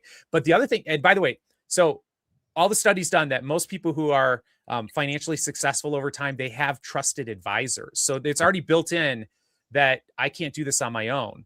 And I talk about it as a working class sort of mindset. I call it do-it-yourself-itis. You know what I mean? It's like there's this mindset like, oh, a car's broke, I'm going to fix it. Like in my family, I had one aunt who's good at taxes. I don't know how good she was, but she did 25 tax returns every year. The entire family.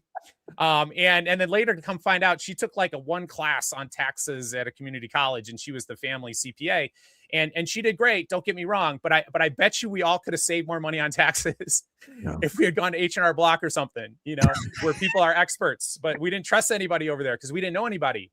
And so that's a big hurdle too. Like you get this money coming in, and if your parents are wealthy and they've had financial planners, they're like, oh yeah, you know, go work with Joe. He's got you covered. And you're like, oh, here, Joe, here's the money. What should I do? And then Joe tells you what you should do, and you do it. And then you become wealthy because that's what all these wealthy people are doing. But if you come from a family where you don't know any of these people, like you've never met one, you've heard about them, you don't trust rich people for good reason. They've done harm to your family in the background and you know, your entire family history. Like with my grandfather, the banks, they took all your money, and it becomes like a panic sort of situation. And that's where you fall prey to, you know, your cousin coming in and saying, hey, oh, you got a bunch of money. Hey, I'm thinking about starting a business. You know, could I get a loan? And you should be acting like Shark Tank, you know, well, like how many customers do you already have, but you're not. And your cousin's never had a business. And guess what? Most businesses fail, but you feel all this pressure to do it. And so we fall prey to advice from people who may have a good heart, may want the best for us, but they really don't know what they're talking about. And that's one of those challenging things with getting money fast. A lot of this stuff works its way out when you get it slow. The way I look at it is like, it's almost like going to another country. If you're middle class and all of a sudden you're rich, and totally different things you do with your money, totally different approaches with how to manage it, taxes, attorneys, et cetera. It's almost like going to another country where they speak another language. You don't know anybody. And that's one of the reasons why it's real easy to just get rid of it subconsciously. Yes, it sucks that I'm poor now, but I actually feel a psychological sense of relief because I'm right back with my family. I'm not an outsider anymore. And I don't have to have all this anxiety. Because you know how to be poor. You don't know how to be rich. Exactly. That's fascinating. That is Dr. Brad Klontz. Brad, we appreciate so much the time. Great stuff there. I know you have a huge social media presence and have written like 60 books or something. Where can people find if they want more of your information? Yeah, so I would just look on social media for Dr. Brad Klontz, at Dr. Brad Klontz. On TikTok, I'm making a fool out of myself every day for financial literacy for the young folks. On LinkedIn, I try to dial it down a little bit, you know, look a little bit more professional. But yeah, I'm just trying to crank out content related to how to think rich, the psychology of wealth, to try to help out, frankly, as many people as I can. Fantastic. Thank you so much. We appreciate the time, and hopefully we have a chance to talk again soon. That was awesome. Thank you. Appreciate you. That is Dr. Brad Klontz. You can find him at Dr. Brad Klontz. That's Klontz on all the social media platforms. He's got like 800,000 TikTok followers or something. He's that's what I need. I need to. Yeah. So that's no. I appreciate him taking the time. I that whole.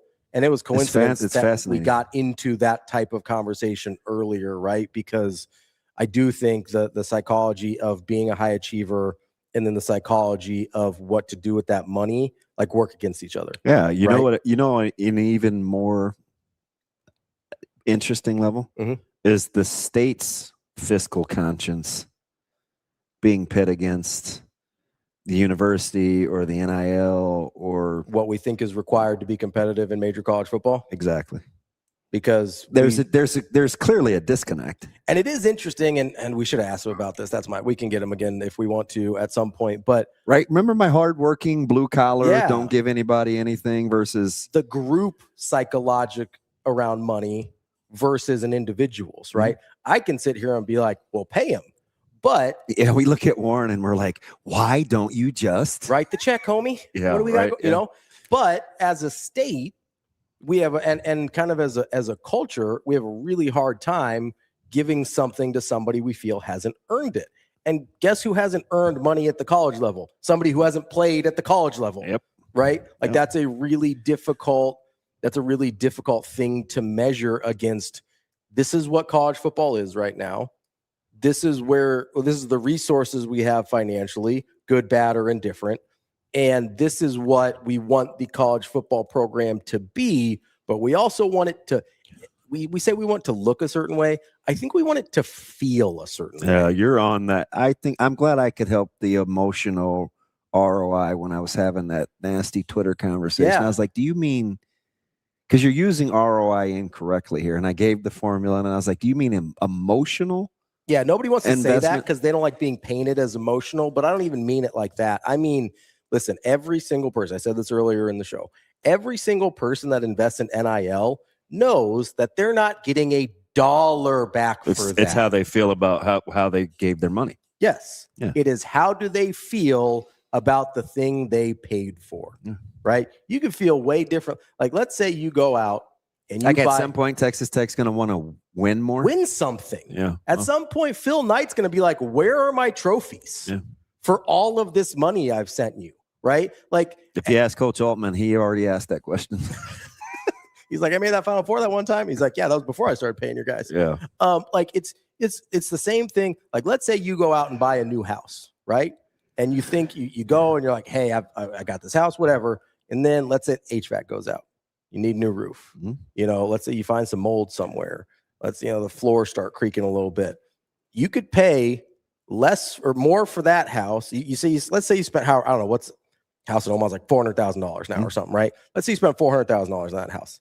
Let's say you spent $400,000 on a house, very similar, but nothing's broken. You don't need a new roof. You don't need new HVAC. Like, you're going to feel very differently about your $400,000, despite the fact that the investment is basically the same, right? Like, the investment is mostly the same. How do you feel about what you spent money on, right? How do you, like, maybe even a better example. Let's say you spent $400,000. I mean, that's just buyer's remorse 101. Yes. Let's say you spent $400,000 in a house and it's in an okay neighborhood, right? But let's say it's a really nice house, but it's in an okay neighborhood. Let's say you spent $400,000 on maybe not as nice of a house, but it's in a really good neighborhood. You feel good telling people, and I know you can't buy a house for this much in this neighborhood, but you feel good telling people, oh, I bought a house in Barrington Park. Yeah, we just were driving home from Shane. I know we got to get going. We were driving home from the baseball field, Carter Lake, and we were just looking at the neighborhoods. Yeah. And then there was the one house that you could just tell was freshly built. And Micah goes, oh, I bet he got that property for super cheap. And I go, well, why'd you say that? And he goes, well, it's the only rebuilt house over here. I was like, I call you a dummy, but are you smart? Pretty observant. Yeah, I don't know if that guy could resell that house. Right. But if he's not planning on leaving, doesn't matter. He loves it. Yeah. There's a ton of, because you don't want the most expensive house in your neighborhood, right? Nope. And you don't want the least expensive house in the neighborhood. You want to be right in the middle. Like, Dr. Klontz was talking about, you want to be right in the middle of your 150 people. Yeah, if you're there Sunday, I'll show you. It sticks out like a sore thumb. It's right around the corner from the new Boys Club, Girls Club. Good stuff there on the show today. We went through a lot over the 3 hours. A lot of emotions. I didn't touch grass. I did take a time out. A lot of vasectomies, all the good stuff. Yeah. If I could make a fist. Paper plates. Yeah. What kind of plates? Ceramic. Glass? Regular. That's TV. I'm Ravi, Lulla. We will be back tomorrow with more Hurrdat Sports Live.